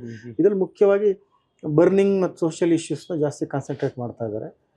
ಆ ಕಾನ್ಸಂಟ್ರೇಟ್ ಮಾಡಿ ಅವೇ ಆಗ್ತಾ ಇದಾವೆ, ಅದನ್ನ ತುಂಬಾ ಲಘುವಾಗಿ ಇಂಟರ್ಪ್ರಿಟ್ ಮಾಡುವಂತ ಶುರು ಆಗ್ಬಿಟ್ಟಿದೆ. ತುಂಬಾ ಸೀರಿಯಸ್ ಆಗಿ ಒಳನೋಟಗಳು ಇಲ್ಲ. ಈಗ ಆಸಿಡ್ ಅಟ್ಯಾಕ್ ಆದ ತಕ್ಷಣ ಅದ್ರ ಮೇಲೆ ಒಂದು 20-30 ಕತೆ ಬಂತು. ಓಕೆ, ಬಹಳ ಎಸೆನ್ಷಿಯಲ್ ಅದು ಮಾಡಬೇಕು. ಆದರೆ ಅದನ್ನ ಇನ್ನೊಂದು ದೃಷ್ಟಿಕೋನದಲ್ಲಿ ನೋಡುವಂತಹ, ಈ ಸಪೋಸ್ ಈಗ ಹಿಂದೆ ಎಲ್ಲ ಇತ್ತು ಊರಿನಲ್ಲಿ ಗೌಡಿಕೆ ಆಗುವಂಥದ್ದು, ಜೀತದಾಳಗಳು, ಇವತ್ತಿಗೂ ಆ ಕಥೆಗಳು ಸಿಗುತ್ತೆ ನಿಮಗೆ. ಬರಿಬಾರ್ದು ಅಂತಲ್ಲ, ಇವತ್ತು ಇದೆ, ಸತ್ಯೋಗ್ಲಿದೆ. ಜೀತಕ್ಕೆ ಇರೋಂಥ ಮಕ್ಕಳು ಬಹಳ ಜನ ಇದ್ದಾರೆ. ಆದರೆ ಅದನ್ನ ಹೊಸತನದಲ್ಲಿ ನಿರೂಪಣೆ ಮಾಡುವಂತಹ ಅಥವಾ ಶೋಷಣೆಗೆ ಒಳಗಾದಂತಹ ಮಗು ಇರ್ಬೋದು, ಹೆಣ್ಣಿರ್ಬೋದು, ವೃದ್ಧೆ ಇರ್ಬೋದು, ಅವರು ಬೇರೊಂದು ತೀರ್ಮಾನ ತೆಗೆದುಕೊಳ್ಳುವಂತ ಅವಕಾಶಗಳು ಇರ್ತವೆ ಅಲ್ವಾ. ಈಗ 70 ವರ್ಷದ ಹಿಂದೆ ಒಂದು ಬಾಲಕಿಗೆ ಅತ್ಯಾಚಾರ ಆಗಿತ್ತು ಊರಿನ ಧಣಿಯಿಂದ ಅಂತಂದ್ರೆ ಆಕೆ ಆಗ ಹೇಗೆ ಮಾಡ್ತಾ ಇದ್ಲು, ಇವತ್ತು ಯಾವ ನಿರ್ಧಾರ ತಗೊಳ್ತಾರೆ. ಬದಲಾದ ಕಾಲಘಟ್ಟ ಇದೆ, ಶೈಕ್ಷಣಿಕ ವ್ಯವಸ್ಥೆ ಇದೆ, ಕಾನೂನು ವ್ಯವಸ್ಥೆಗಳಿದಾವೆ, ಎಲ್ಲರಿಗೂ ಎಲ್ಲದೂ ಗೊತ್ತಿದೆ. ಸೊ ಹಂಗ್ ಬದಲಾವಣೆ ಆದಾಗ ಅದು ಹೊಸ ಕತೆ ಆಗುತ್ತೆ. ವಸ್ತು ಹಳೆದೇ ಇದ್ರು ನಿರ್ಧಾರಗಳು ಹೊಸದಾಗಿರುತ್ತೆ. ಹಂಗ್ ಮಾಡ್ಬೇಕು, ಆ ಥರದ್ ಮಾಡ್ಬೋದು. ವಿಮರ್ಶೆ ಅಂತ ಬಂದಾಗ ಕಥನ ಈಗ ಪ್ರಸ್ತುತ ನಾನು ವಿಮರ್ಶೆಗಳನ್ನು ನೋಡ್ತಿಲ್ಲ, ಓದಿನ ಅನುಭವವನ್ನು ಹಂಚಿಕೊಳ್ಳೋರದನ್ನು ನಾನು ಸೋಷಿಯಲ್ ಮೀಡಿಯಾ ಅಂತ ಈಗ ಹೆಚ್ಚಾಗಿ ಬಹುತೇಕರು ನಾನು ಕಂಡಾಗಿ ಓದಿನ ಅನುಭವವನ್ನು ಹಂಚಿಕೊಳ್ತಾರೆ. ನಾನು ಈ ಪುಸ್ತಕವನ್ನು ಓದಿದೆ, ಈ ಪುಸ್ತಕದಲ್ಲಿ ಈ ಅಂಶಗಳು ಹೇಳಿದ್ದಾರೆ, ಇದು ಚೆನ್ನಾಗಿದೆ, ಇಷ್ಟೇ. ವಿಮರ್ಶೆ ಅಂತ ಬಂದಾಗ ಹಾಗೆ ಬರುವುದಿಲ್ಲ. ಒಂದು ಆ ಕಾಲಘಟ್ಟದ ಬೆಳವಣಿಗೆಗಳೇನು, ಆ ಬೆಳವಣಿಗೆಗೆ ಈ ಕಥೆ ಎಷ್ಟು ಪೂರಕವಾಗಿದೆ, ಈ ಕಥೆಯಲ್ಲಿ ಆ ಬೆಳವಣಿಗೆಗೂ ಇದು ಎಷ್ಟು ಇಂಟರ್ಪ್ರಿಟ್ ಮಾಡುತ್ತದೆ, ಇದೆಲ್ಲದನ್ನು ನಾವು ನೋಡ್ತೇವೆ. ಈಗಿನ ವಿಮರ್ಶೆ ಯಾಕೆ ಎಲ್ಲೊಂದು ಕಡೆ ಚೆನ್ನಾಗಿದೆ ಅನ್ನೋದಕ್ಕೆ ಮುಗಿತಾ ಇದೆ, ಇದರಲ್ಲಿ ಹೀಗಿರಬೇಕಿತ್ತು ಅಥವಾ ಹೀಗಿರಬಹುದಿತ್ತು ಅನ್ನೋದಕ್ಕೆ ಯಾಕೆ ಹೋಗ್ತಾ ಇಲ್ಲ? ಅದು ವಿಮರ್ಶೆ ಅಲ್ಲ, ಅದು ಅನಿಸಿಕೆ, ಅಭಿಪ್ರಾಯ, ಸಹೃದಯ ಸ್ಪಂದನ. ಈ ವಿಮರ್ಶೆ ಹೋಗ್ಬಿಟ್ಟಿದೆ. ವಿಮರ್ಶೆ ಮಾಡಿದ್ರೆ ಕೇಳುವಂತಹ ಒಂದು ವ್ಯವಧಾನ ಇಲ್ಲ, ಮತ್ತೆ ವ್ಯವಧಾನವನ್ನು ಸೃಷ್ಟಿನೂ ಮಾಡಲಿಲ್ಲ. ನಾವು ಯಾಕೆ ವಿಮರ್ಶೆಗೆ ಆವಾಗಲೇ ಬಂದೆ, ನೀವು ಕೇಳಿದ್ದು ಕತೆ ಬಗ್ಗೆ ಆದ್ರೂ ನಾನು ವಿಮರ್ಶೆ ಯಾಕೆ ಹೇಳಿದೆ ಅಂತಂದ್ರೆ, ಈ ಮೌಲ್ಯೀಕರಣದಿಂದನೇ ಗೊತ್ತಾಗೋದು. ಇಲ್ಲಿ ಇವ್ರು ಚೆನ್ನಾಗಿ ಹಾಡು ಹೇಳ್ತಾರೆ ಅಂತಂದ್ರೆ ಯಾರೋ ಒಬ್ರು ಹೇಳಿರ್ಬೇಕು ಅದ್ ಚೆನ್ನಾಗಿದೆ ಚೆನ್ನಾಗಿಲ್ಲ ಅಂತ ನಿರ್ಧಾರ ಮಾಡುವವರಲ್ಲ. ಓದುಗ ಇರ್ಬೋದು, ವಿಮರ್ಶಕ ಇರ್ಬೋದು, ಸಂಪಾದಕ ಇರ್ಬೋದು, ಅಥವಾ ಯಾವ್ದೊಂದು ಪ್ರಶಸ್ತಿನೇ ಇರ್ಬೋದು. That decide that this is good or bad ಅಲ್ವಾ. ಹಂಗಾಗಿ ನೋಡುವ ಕಣ್ಣುಗಳು ಮತ್ತೆ ಅದನ್ನ ಮೌಲ್ಯೀಕರಣ ಮಾಡುವಂಥದ್ದು ಇಂಪಾರ್ಟೆಂಟ್ ಆಗುತ್ತೆ. ನೀವು ಹೇಳ್ದಂಗೆ ಈ ಫೇಸ್ಬುಕ್ ಬರವಣಿಗೆ ತುಂಬಾ ಲಘು ಇದೆ, ಅದ್ರ ಜೊತೆಗೆ ಸೀರಿಯಸ್ ಆಗಿರೋದು ಇದೆ. ಬಟ್ ಸೀರಿಯಸ್ ಆಗಿರೋದು ಸರ್ಕ್ಯುಲೇಟ್ ಆಗಲ್ಲ. ಆಮೇಲೆ ಒಂದೇನಾಗಿದೆ ಅಂತಂದ್ರೆ ಹಿಂದೆ 25 ವರ್ಷಗಳ ಹಿಂದೆ ಒಂದು ಪತ್ರಿಕೆಯಲ್ಲಿ ಒಂದು ಕವನ ಬರಕ್ಕೆ ಬಹಳ ಒಂದು ಕಷ್ಟ ಇತ್ತು. ಅಂದ್ರೆ ಸುಲಭವಾಗಿ ಪ್ರಕಟಣೆ ಮಾಡ್ತಿರ್ಲಿಲ್ಲ. ಅಂದ್ರೆ ಹಂಗಂತ ಬೇಕಂತ ತಿರಸ್ಕಾರನೂ ಮಾಡ್ತಿರ್ಲಿಲ್ಲ. ಭಾಷಾ ಶುದ್ಧತೆ, ಕಾವ್ಯದ ಕಥೆಯ ಪ್ರೌಢಿಮೆ, ಬಳಕೆ ಅದನ್ನೆಲ್ಲ ಗಮನಿಸ್ತಾ ಇರ್ತಿದ್ದು. ಇವತ್ತು ಪ್ರಕಟಣೆಯ ಮಾಧ್ಯಮ ಸುಲಭ ಆಗಿರೋದ್ರಿಂದ, ಡಿಜಿಟಲ್ ಆಗಿರೋದ್ರಿಂದ, ನಾವು ಬರೆದ ತಕ್ಷಣ ಪ್ರಕಟಿಸೋದ್ರಿಂದ ನಮಗೆ ಅದನ್ನ ಇನ್ನೊಂದ್ಸತಿ ನೋಡೋಂತ ಅವಕಾಶ ಇರೋದಿಲ್ಲ. ನಾವು ಅಯ್ಯೋ ಇದು ಚೇಂಜ್ ಆಗ್ಬೋದಿತ್ತಲ್ಲ, ಸರಿಯಾಗಿ ಬರ್ತಿಲ್ಲ ಅಂತ. ಆಮೇಲೆ ಏನಾಗುತ್ತೆ, ಫೇಸ್ಬುಕ್ ಅಲ್ಲಿ ರಿಯಾಕ್ಷನ್ ಕೊಡುವಂತವ್ರು ಸಾಮಾನ್ಯವಾಗಿ ಅವರ ಸ್ನೇಹಿತರು, ಅವರ ಬಂಧುವರು ಇರೋದ್ರಿಂದ ಸೊ ಲೈಕ್ಸ್ ಮತ್ತೆ ವೋಟ್ಸ್ ಕಮೆಂಟ್ಸ್ ಮೇಲೆ ನಾವು ಸಾಹಿತ್ಯವನ್ನು ನಿರ್ಧಾರ ಮಾಡಬಾರ್ದು. ಖಂಡಿತ. ಸೊ ಒಂದ್ಸರಿ ನಾವು ಅದನ್ನೇ ನನ್ನ ತುರ್ತಿರೋದು, ನಾನು ಕಥೆಗಾರ ಕಾದಂಬರಿಕಾರ ಆಗಿರೋದ್ರಿಂದನೂ ನಾನು ತುರ್ತಿರೋದು ವಿಮರ್ಶೆನ ನಾವು ಬಹಳ ಚೆನ್ನಾಗಿ ಬೆಳೆಸ್ಬೇಕು. ಇದಕ್ಕೆ ಇನ್ನೊಂದು ಪೂರಕವಾಗಿ ಏನ್ ಹೇಳ್ತೀವಿ ಅಂತಂದ್ರೆ, ಈಗ ಒಂದು ಕಥಾ ಸ್ಪರ್ಧೆಗೆ ಬಂದಿದೆ ಅಂತಂದ್ರೆ ಅದರಲ್ಲಿ ಒಬ್ರು ವಿಮರ್ಶಕರು, ಇನ್ನೊಬ್ರು ಕಥೆಗಾರ ಇರಬೇಕು ಅಂತ ನಾನು ಹೇಳೋದು. ಯಾಕೆಂತಂದ್ರೆ ಅದನ್ನ ಒಳಗಿಂದ ನೋಡುವಂತವ್ರು ಕಥೆಗಾರರು, ಅದು ಹೆಂಗ್ ಕಟ್ತೀವಿ ಅನ್ನೋದು ಕಥೆಗಾರರಿಗೆ ಗೊತ್ತಿರುತ್ತೆ. ಆ ಹೊರಗಿಂದ ನೋಡುವಂತವ್ರು ವಿಮರ್ಶಕರು, ಅವ್ರು ಏನೇನ್ ಬಳಸಿದ್ದಾರೆ, ಹೆಂಗ್ ಬಳಸಿದ್ದಾರೆ, ಹೊರಗಿಂದ ಹೆಂಗ್ ಕಾಣ್ತಾ ಇದೆ, ಅದಕ್ಕೆ ರಿಲೇಟೆಡ್ ಟು ಹಳೆಯ ಹಿಂದಿನ ಶಾಸ್ತ್ರ, ಛಂದಸ್ಸು, ಪಾತ್ರ ಪೋಷಣೆ ಅದೆಲ್ಲ. ಸೊ ಈ ಒಳಗಿನ ಕಟ್ಟೋದಿದೆಯಲ್ಲ ಅದು ಕಥೆಗಾರ ಮಾಡಿರ್ತಾನೆ ಕೆಲಸ. ಕಥೆಗಾರ ವಿಮರ್ಶಕ ಆಗಿರಲ್ಲ ಕೆಲವೊಂದ್ಸತಿ, ವಿಮರ್ಶೆ ಮಾಡಕ್ಕೆ ಬರಲ್ಲ, ನಂಗೆ ಬರೆಯಕ್ಕಷ್ಟೇ ಬರ್ತದೆ, ನಾನು ತುಂಬಾ ಚೆನ್ನಾಗಿ ಹಾಡು ಹೇಳ್ತೀನಿ ಬಟ್ ಅದ್ ನೀವೇನು ಹೇಳ್ತಿರಲ್ಲ ರಾಗ ಸ್ವರ ಅವೇನು ಗೊತ್ತಿಲ್ಲ ಅಂತ. ಆತರ ಇದೆ ಇವತ್ತು, ಆತರ ಇದಾರೆ. ಇವತ್ತು ಕತೆ ಅಂದ್ರೆ ಏನು ಅವರು ಲಿಟ್ರರಿ ಟರ್ಮ್ಸ್ ಅಲ್ಲಿ ಹೇಳಕ್ ಸಾಧ್ಯ ಇಲ್ಲ, ಬಟ್ ತುಂಬಾ ಚೆನ್ನಾಗಿ ಕತೆ ಬರೆಯುವಂತಾರೆ ಇದಾರೆ. ಹಂಗಂತ ಅವ್ರನ್ನ ತಿರಸ್ಕಾರ ಮಾಡಕ್ ಆಗೋದಿಲ್ಲ. ಕತೆ ಗೊತ್ತಿಲ್ಲ, ನೀನು ದಂಡಿ ಓದಿಲ್ಲ, ಬಾಮ ಓದಿಲ್ಲ ಅಂತ ಹೇಳಕ್ ಬರೋದಿಲ್ಲ. ಸೊ ಆ ವಿಮರ್ಶೆ ಜಾಯಮಾನ ಹೊಸ ಒಂದು ಹಂತದಲ್ಲಿ ನೋಡುವಂಥ ಸನ್ನಿವೇಶ ಇದೆ.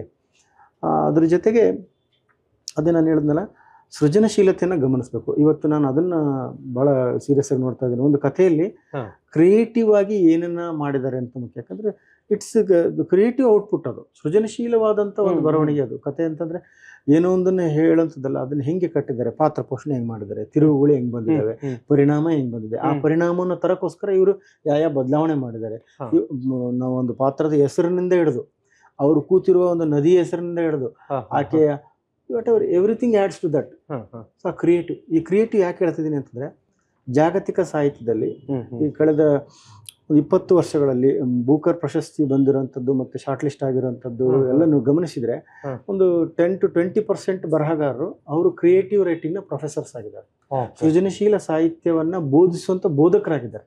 ಅಂದ್ರೆ ಒಂದು ಸೃಜನಶೀಲವಾಗಿ ಹೆಂಗ್ ಬರಿಬೇಕು ಅನ್ನೋದ್ರ ಕಡೆ ಬಹಳ ಸೀರಿಯಸ್ ಆಗಿ ಗಮನಿಸ್ತಾರೆ.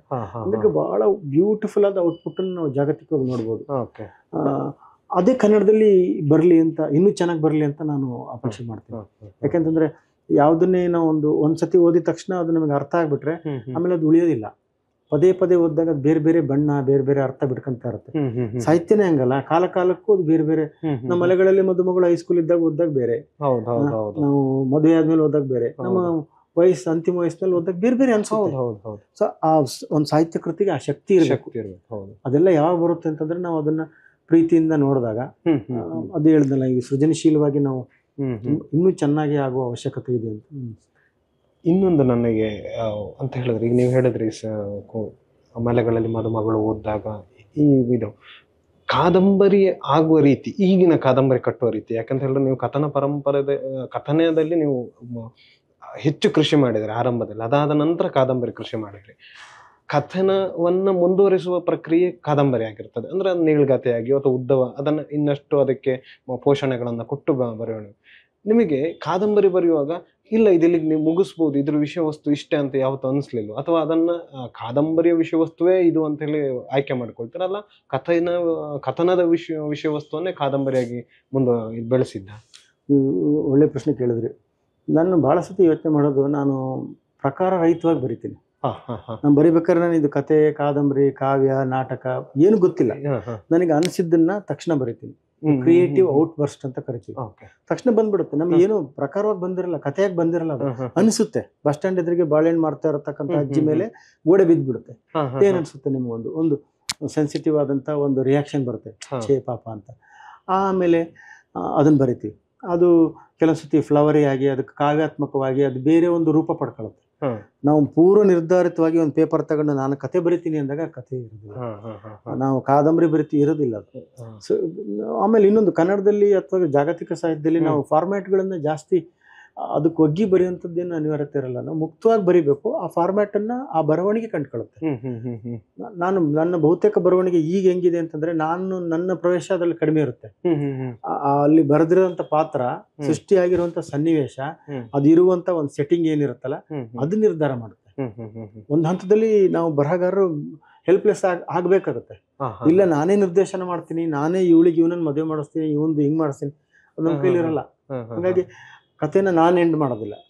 ಕಥೆ ಏನಾಗ್ಲಿ ಕಾದಂಬರಿಲಿ ಅದು ಎಂಡ್ ಆಗ್ಬೇಕಾಗುತ್ತೆ. ಆ ಸೃಷ್ಟಿಯಾಗಿರುವ ಈಗಾಗಲೇ ಘಟಿಸಿರುವ ಸನ್ನಿವೇಶಗಳು, ಅದಕ್ಕೆ ಸಕಾರಣಗಳು ಅವೆಲ್ಲ ಸೇರಿ ಅದೇ ಒಂದು ಅಂತ್ಯಕ್ಕೆ ಬಂದು ತಲುಪಬೇಕಾಗುತ್ತೆ. ಹಂಗಾಗಿ ನಾವು ಮಾಡ್ತೀವಿ ಅನ್ನುವಂಥದ್ದು ಅದರಲ್ಲಿ ಹೆಚ್ಚು ಇರೋದಿಲ್ಲ. ನಾನು ಬರವಣಿಗೆ ಅನ್ಕೊಂಡಾಗ ನಾನು ವಸ್ತು ಕುರಿತು ಬರವಣಿಗೆ ಮಾಡೋದಿಲ್ಲ, ನಾನೊಂದು ವಿಚಾರ ಕುರಿತು ಬರವಣಿಗೆ ಮಾಡಲ್ಲ. ನಾನೊಂದು ಸನ್ನಿವೇಶವನ್ನ ಕಟ್ತಾ ಹೋಗ್ತೀನಿ. ಬರಿತಾ ಯಾವುದೋ ಒಂದು ಹಂತದಲ್ಲಿ ಅದು ಬೇರೆ ಒಂದು ಇದನ್ನು ಪಡ್ಕೊಳ್ಳುತ್ತೆ. ಆಮೇಲೆ ನಾವೊಂದು ಬರಿತೀವಿ ಅಂದ ತಕ್ಷಣ ಬರೆದಿದ್ದೆಲ್ಲ ಕಥೆ ಆಗುತ್ತೆ ಆ ಥರ ಇಲ್ಲ. ಅದಕ್ಕೆ ಏನು ಮಾಡ್ತೀನಿ ನಾನು ಅಂತಂದ್ರೆ ಟಿಪ್ಪಣಿಗಳು ಮಾಡ್ಕೊಂತೀನಿ. ಒಂದು 25 ಟಿಪ್ಪಣಿಲಿ ಒಂದು ಕಥೆಯಾಗುವ ಶಕ್ತಿ ಇರುತ್ತೆ.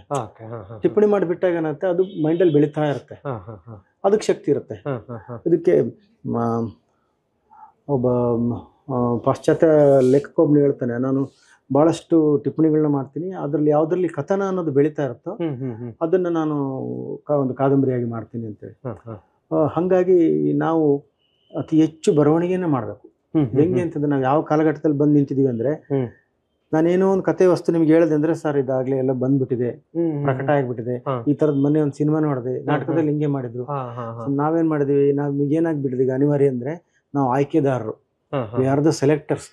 ಒಳ್ಳೆ ವಸ್ತುವನ್ನ ಆಯ್ಕೆ ಮಾಡಬೇಕು, ಒಳ್ಳೆ ಪಾತ್ರಗಳನ್ನ ಆಯ್ಕೆ ಮಾಡಬೇಕು. ಒಳ್ಳೆ ಪಾತ್ರ ಅಂತಂದ್ರೆ ಈಗ ಆಲ್ರೆಡಿ ಇರುವಂತ ಬಿಟ್ಟರು ಹೊಸ ಪಾತ್ರಗಳು, ಹೊಸ ಜಾಯಮಾನ, ಹೊಸ ರೀತಿಯ ಕನೆಕ್ಷನ್, ಹೊಸ ರೀತಿಯ ಪಾಯಿಂಟ್ ಆಫ್ ವ್ಯೂ ಸೆಲೆಕ್ಟ್ ಮಾಡ್ಕೋಬೇಕು. ನಾನು ಬರ್ದ್ಬಿಡ್ತೀನಿ ಆಗ್ಬಿಡುತ್ತೆ ಇರೋದಿಲ್ಲ. ಈಗ ನಾನು ಒಂದು ಸನ್ನಿವೇಶನ 3 ಥರ ಬರಿತೀನಿ. ಕೆಲವೊಂದು ಸಂದರ್ಭದಲ್ಲಿ ಪಾಯಿಂಟ್ ಆಫ್ ವ್ಯೂ ಚೇಂಜ್ ಮಾಡ್ತೀನಿ. ಯಾವುದು ನಾನು ಹೇಳ್ತಾ ಇರತಕ್ಕಂಥ ಭಾವವನ್ನ ಅತಿ ಹೆಚ್ಚು ಪ್ರಭಾವವಾಗಿ ಬೀರುತ್ತೋ ಅದನ್ನೇ ಬಳಕೆ ಮಾಡ್ತೀನಿ. ಇದೇನಾಗುತ್ತೆ ಅಂತಂದ್ರೆ, ನಮ್ಮ ಬರವಣಿಗೆ ಮೇಲೆ ನಾವು ಮೋಹ ತಡೆಯುತ್ತೆ. ಇಲ್ಲಾಂದ್ರೆ ನಾವು ಬರ್ದಿದ್ದೆಲ್ಲ ಪ್ರಕಟ ಆಗ್ಬಿಡ್ಬೇಕು, ಬರ್ದಿದ್ದೆಲ್ಲ ಸರಿಯಾಗಿಬಿಡ್ಬೇಕು, ಇದೇ ಕಥೆ ಆಗ್ಬಿಡುತ್ತೆ, ಅದನ್ನು ತಪ್ಪಿಸುತ್ತೆ. ಸೊ ನಮ್ಮ ಬರವಣಿಗೆ ಮೇಲೆ ನಮಗೆ ಮೋಹ ಇರದೇ ಇದ್ದಾಗ, ಅತಿ ಹೆಚ್ಚು ಬರೆದಾಗ ನಮಗೆ ಆಯ್ಕೆ ಮಾಡ್ಕೊಳ್ಳೋ ಸ್ವಾತಂತ್ರ್ಯ ಇರುತ್ತೆ. ಸೊ ಇದನ್ನು ಆಯ್ಕೆ ಮಾಡ್ಕೊಳ್ಳೋಣ, ಇದನ್ನ ತಗೊಳ್ಳೋಣ, ಚೆನ್ನಾಗಿರುತ್ತೆ ಅಂತ. ಸೊ ನಾವು ಒಳ್ಳೆ ಆಯ್ಕೆದಾರಾದರೆ ಒಳ್ಳೆ ವಸ್ತುವನ್ನ ಕೊಡ್ತೀವಿ. You have to write more.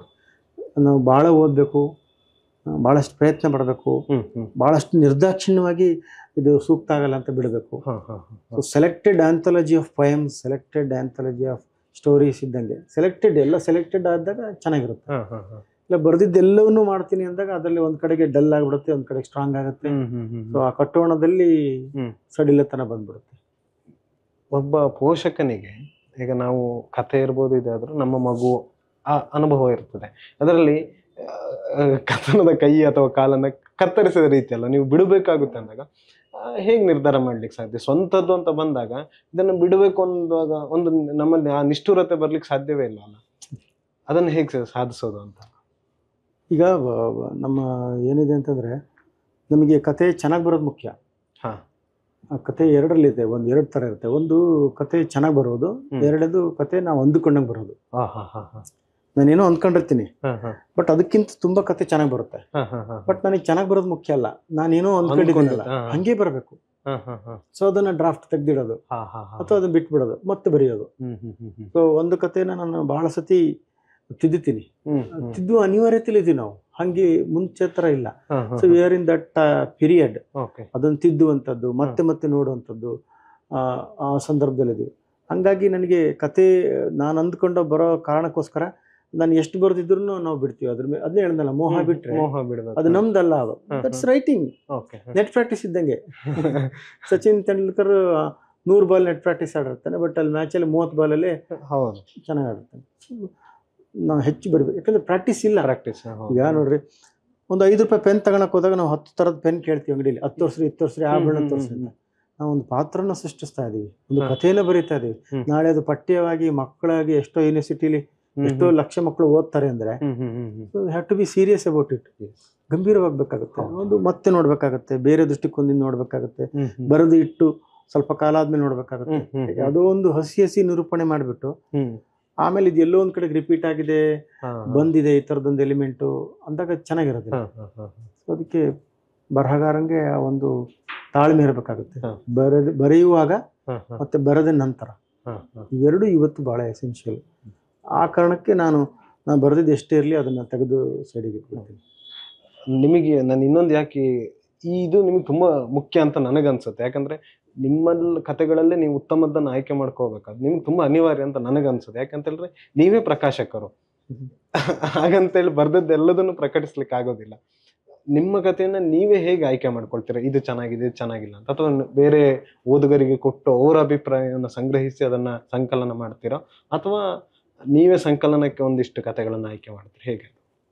ನನ್ನ ಇಂಪನ ಪುಸ್ತಕ ಪ್ರಕಾಶನದಲ್ಲಿ ಒಂದು 4-5 ಪುಸ್ತಕಗಳನ್ನ ಪ್ರಕಟಿಸಿದ್ದೀನಿ, ಕಥಾ ಸಂಕಲನ ಕಾದಂಬರಿಗಳನ್ನ ಪ್ರಕಟಿಸಿದ್ದೀನಿ.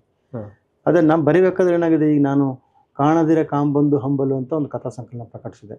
ಅಲ್ಲಿ ಕಥೆಗಳಲ್ಲಿ ಏನಾಗಿದೆ ಅಂತಂದ್ರೆ ಒಟ್ಟೀಗ ಅಪ್ರಕಟಿತ ಕಥೆಗಳೇ ಒಂದು 25-30 ಕಥೆಗಳಿದ್ದಾವೆ. ಆ ಸಂಕಲನದಲ್ಲಿ ನಾನು ಚಿತ್ರದುರ್ಗ ಮತ್ತು ದಾವಣಗೆರೆಯ ವಸ್ತು ಕುರಿತ ಕಥೆಗಳನ್ನ ಆರಿಸಿದ್ದೀನಿ. ನಾನು ಬದುಕಿನ 2 ಅರ್ಧ ಭಾಗಗಳು ಚಿತ್ರದುರ್ಗ ಮತ್ತು ದಾವಣಗೆರೆ ಜೊತೆ ಹಂಚಿ ಹೋಗಿದೆ. ಅದಲ್ಲದೆ ಮತ್ತೆ ಕರಾವಳಿ ಮಲೆನಾಡಿನ ಕಥೆಗಳು ಒಂದು 4-5 ಕಥೆಗಳಿದೆ. ಆ ಜಾಯಮಾನ ಬೇರೆ, ಈ ಜಾಯಮಾನ. ಸೊ ಇದಕ್ಕೊಂದು ಇತಿಹಾಸ ಇದೆ, ಇದಕ್ಕೊಂದು ಆವರಣ ಇದೆ, ಇದಕ್ಕೆ ಆದ ಒಂದು ನಾಗರಿಕತೆಯ ಶಿಫ್ಟ್ ಇದೆ. ಹಂಗಾಗಿ ಇದು ಈ ಜಾಯಮಾನಕ್ಕೆ ಹೊಂದ್ಕೊಳ್ಳುತ್ತೆ. ನಾನು ಆ ಥರ ಸೆಲೆಕ್ಟ್ ಮಾಡ್ತೀನಿ. ಬಟ್ ಮೌಲ್ಯೀಕರಣ ನಮಗೆ ನೋಡ್ತಾನೆ ಗೊತ್ತಾಗ್ಬಿಡುತ್ತೆ, ಇದು ಸೂಕ್ತ ಆಗುತ್ತೆ, ಇದು ಸೂಕ್ತ ಆಗೋದಿಲ್ಲ. ನಾನು ಮುಂಚೆಲ್ಲ ಅಭಿಪ್ರಾಯಗಳನ್ನ ಸಂಗ್ರಹಿಸ್ತಿಲ್ಲ ಪ್ರಕಟಣೆ ಮುಂಚೆ. ಈಗ ಒಂದಷ್ಟು 5-6 ಜನ ಜೊತೆಗೆ ಕೇಳ್ತೀನಿ, ಒಪಿನಿಯನ್ ಕೇಳ್ತೀನಿ. ಜೂನಿಯರ್ಸು, ನನ್ನ ಜೊತೆಗೆ ಬರೀತಿರೋರು, ಸೀನಿಯರ್ಸು, ಒಳ್ಳೆ ಅಭಿಪ್ರಾಯಗಳು. ನಿಮ್ಮದೇ ಒಂದು ಸ್ನೇಹ ಪಂಗಡ ಅದು ಇರಲೇಬೇಕು. ಯಾಕೆಂತಂದ್ರೆ ಈಗ ನಾವು ಬರೀತಿರೋದೇ, ಈಗ ನಾವು ಪರ್ಫಾರ್ಮರ್ ಅಂತಂದ್ರೆ ಆಡಿಯನ್ಸ್ಗೋಸ್ಕರ, ಒಪಿನಿಯನ್ ಬೇಕು.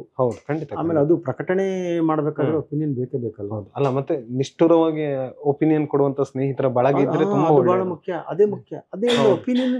ಈಗ ನಾವೊಂದು ಅನ್ಕೊಂಡಿದ್ವಿ, ಒಂದು ಅನಿಸಿಕೆ ಹೇಳ್ರಿ ಅಂದ್ರೆ ಚೆನ್ನಾಗೇ ಇರ್ಬೇಕು ಅಂತಲ್ಲ, ಅನಿಸಿಕೆ ಯಾವ ತರನಾದ್ರೂ ಇರ್ಬೋದು. ಅಲ್ವಾ? ಸೊ ಹಂಗೆ ಅದೇ ನಿಷ್ಠುರವಾದಂತ ಸ್ನೇಹಿತರಿದ್ದಾರೆ ನಿಮ್ ಜೊತೆ, ಖಂಡಿತವಾಗಿದ್ದಾರೆ. ಅದು ಮುಖ್ಯ. ಯಾಕಂತ ಹೇಳಿದ್ರೆ ಇಲ್ದಿದ್ರೆ ಸಾಮಾನ್ಯವಾಗಿ ಒಂದು ಬರವಣಿಗೆಯನ್ನು ಸಿಕ್ಕಿದ ಕೂಡಲೇ ಸ್ನೇಹಿತ ಅಂದ್ಮೇಲೆ ಒಂದು ಒಳ್ಳೆ ಮಾತು, ನಮ್ಗೆ ಒಂದು ನಮಗ್ ಗೊತ್ತಿರುತ್ತೆ ಇದು ಒಳ್ಳೆ ಪ್ರಾಡಕ್ಟ್ ಆಗ್ಬೇಕು ಅಂದ್ರೆ ಇದು ಯಾರ ಕಡೆಯಿಂದ ಅದು ಇದಾಗ ಬಂದ್ರೆ ಚೆನ್ನಾಗಿರುತ್ತೆ ಅಂತೇಳಿ. ಹಂಗಾಗಿ ಒಂದು ಚೆನ್ನಾಗಿದೆ, ತುಂಬಾ ಚೆನ್ನಾಗಿದೆ ಅನ್ನೋ ಅಪಾಯಕಾರಿ ಪದಗಳನ್ನ ಬಿಡಬೇಕಾಗುತ್ತೆ. ಚೆನ್ನಾಗಿದೆ ಅಂದ್ರೆ ಹೆಂಗ್ ಚೆನ್ನಾಗಿದೆ, ನಿರೂಪಣೆ ಚೆನ್ನಾಗಿದೆಯಾ, ಭಾಷೆ ಚೆನ್ನಾಗಿದೆಯಾ, ಕಥೆ ವಸ್ತು ಚೆನ್ನಾಗಿದೆಯಾ, ಚೆನ್ನಾಗಿಲ್ಲ ಅಂದ್ರೆ ಹೆಂಗ್ ಚೆನ್ನಾಗಿಲ್ಲ, ಈ ಡಿಸ್ಕಷನ್ ಮಾಡ್ಬೇಕಾಗುತ್ತೆ. ಒಂದು ಹೊಸಗನ್ನಡ ಸಾಹಿತ್ಯದಲ್ಲಿ ಬಹಳ ತುಂಬಾ ಪ್ರಾಮಿಸಿಂಗ್ ಆಗಿ ಬರೆಯೋರಿದ್ದಾರೆ, ನನಗೂ ಬಹಳ ಆತ್ಮೀಯರಿದ್ದಾರೆ, ಜೊತೆ ಡಿಸ್ಕಷನ್ ಮಾಡ್ತೀನಿ. ಅದು ಬಹಳ ಎಸೆನ್ಷಿಯಲ್ ಇದೆ. ಅದನ್ನೇ ಹೇಳ್ದಲ್ಲ ನಾನು, ಪ್ರಶಸ್ತಿ ಪಡ್ಕೊಳ್ಳೋದು, ಬರೆಯೋದು, ಪುಸ್ತಕ ಪ್ರಕಟಿಸೋದುಕ್ಕಿಂತ ಮುಖ್ಯವಾಗಿ ಸಮಕಾಲೀನವಾಗಿ ಸಮಕಾಲೀನ ಬರಹಗಾರರು ಎಲ್ಲದರ ಕುರಿತು ಹಿಂದಿನದು ಇಟ್ಕೊಂಡು ಕುರಿತು ನಾವು ಮಾತಾಡೋದಿದೆಯಲ್ಲ, ಬಹಳ ಅವಶ್ಯಕವಾದಂಥ ಸಮಯ. ಅಂಥದ್ದು ನನ್ನ ಕೈಲಿ ಸಾಧ್ಯವಾದಷ್ಟು ಮಾಡಿದೆ. ನಾನೊಂದು ಮೋರ್ ದ್ಯಾನ್ ಒಂದು 50-60 ಜನ ಕಥೆಗಾರರ ಜೊತೆ ಮಾತಾಡಿದ್ದೀನಿ. ಅವ್ರ ಕಥೆಗಳನ್ನ, ನನ್ನ ಕಥೆಗಳು, ಅವ್ರವ್ರ ಕಥೆಗಳನ್ನ ಓದಿ ಮಾಡಿದ್ವಿ. ಚೆನ್ನಾಗಿ ನಡೀತಾ ಇದೆ. ಸದ್ಯದ ಕಥನ ಪರಂಪರೆ ತುಂಬಾ ಸ್ಟ್ರಾಂಗ್ ಆಗಿ ಬರ್ತಾ ಇದೆ. ಅದನ್ನ ಹೇಳಿದ್ನಲ್ಲ, ಎಲ್ಲಾ ವರ್ಗದವರು ಬರೀತಾ ಇದಾರೆ, ಎಲ್ಲಾ ತರದವರು ಬರೀತಾರೆ. ತುಂಬಾ ಸೀನಿಯರ್ಸ್ ಅಷ್ಟೇ ಉತ್ಸಾಹದಿಂದ ಬರೀತಾ ಇದ್ದಾರೆ, ಜೂನಿಯರ್ಸ್ ತುಂಬಾ ಪ್ರೌಢಿಮೆಯಿಂದ ಬರೀತಾ ಇದ್ದಾರೆ. ಬಹಳ ಖುಷಿ ಆಗುತ್ತೆ, ಬಹಳ ಖುಷಿ ಆಗುತ್ತೆ ಈ ಒಂದು ಸದ್ಯದ ವಾತಾವರಣ. ಇನ್ನು ನಾನು ನಿಮ್ಮ ಬಾಲ್ಯಕ್ಕೆ ಹೋಗುವಂತ ದುರ್ಗ, ಚಿತ್ರದುರ್ಗ ಅಂದ ಕೂಡಲೇ ಅಲ್ಲಿಯ ಕಥನಗಳು ಬಹುತೇಕ ಸಿನಿಮಾ ಆಗಿದೆ, ಬಹುತೇಕರು ಬರೆದಿದ್ದಾರೆ. ತಾರಾಸು ಅಂತವರಲ್ಲಿ ದುರ್ಗಾಸ್ತಮಾನದಂತ ಕಾದಂಬರಿಗಳನ್ನೆಲ್ಲ ಓದಿದಾಗ ದುರ್ಗ ಚಿತ್ರಣ ಅಲ್ಲಿಗೆ ಹೋಗದೇ ಇರುವಂತ ಪ್ರವಾಸಿಗನಿಗೂ ದುರ್ಗ ಕಣ್ಣು ಮುಂದೆ ಬರ್ತದೆ.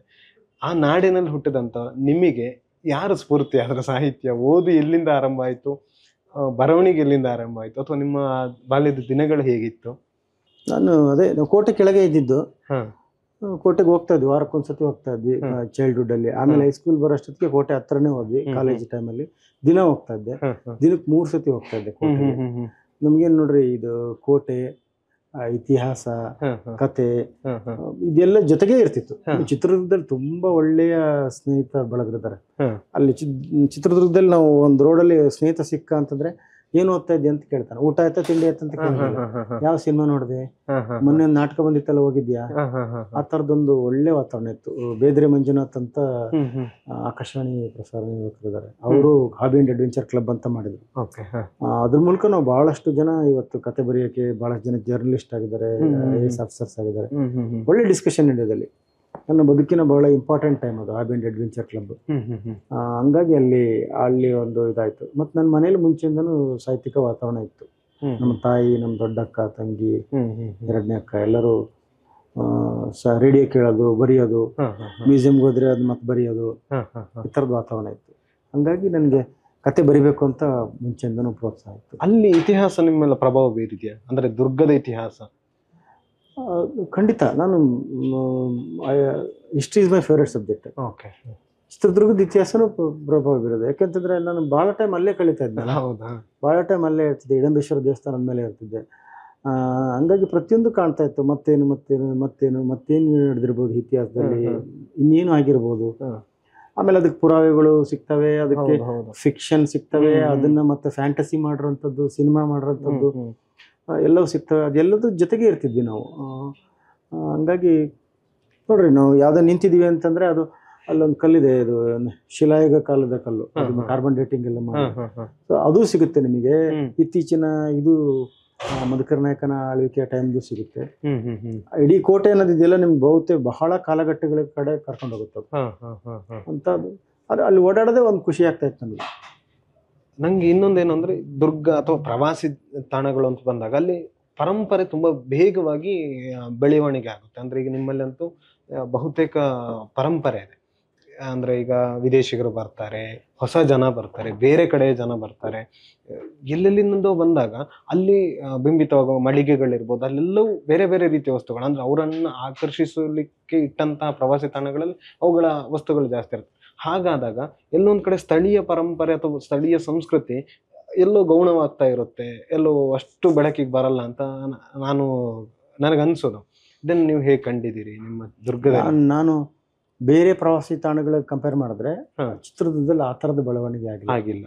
ಯಾಕೆಂತಂದ್ರೆ ಬರೋ ಪ್ರವಾಸಿಗರೆಲ್ಲ ಕೋಟೆ ಹತ್ತು ಹೋಗ್ಬಿಡ್ತಾರೆ.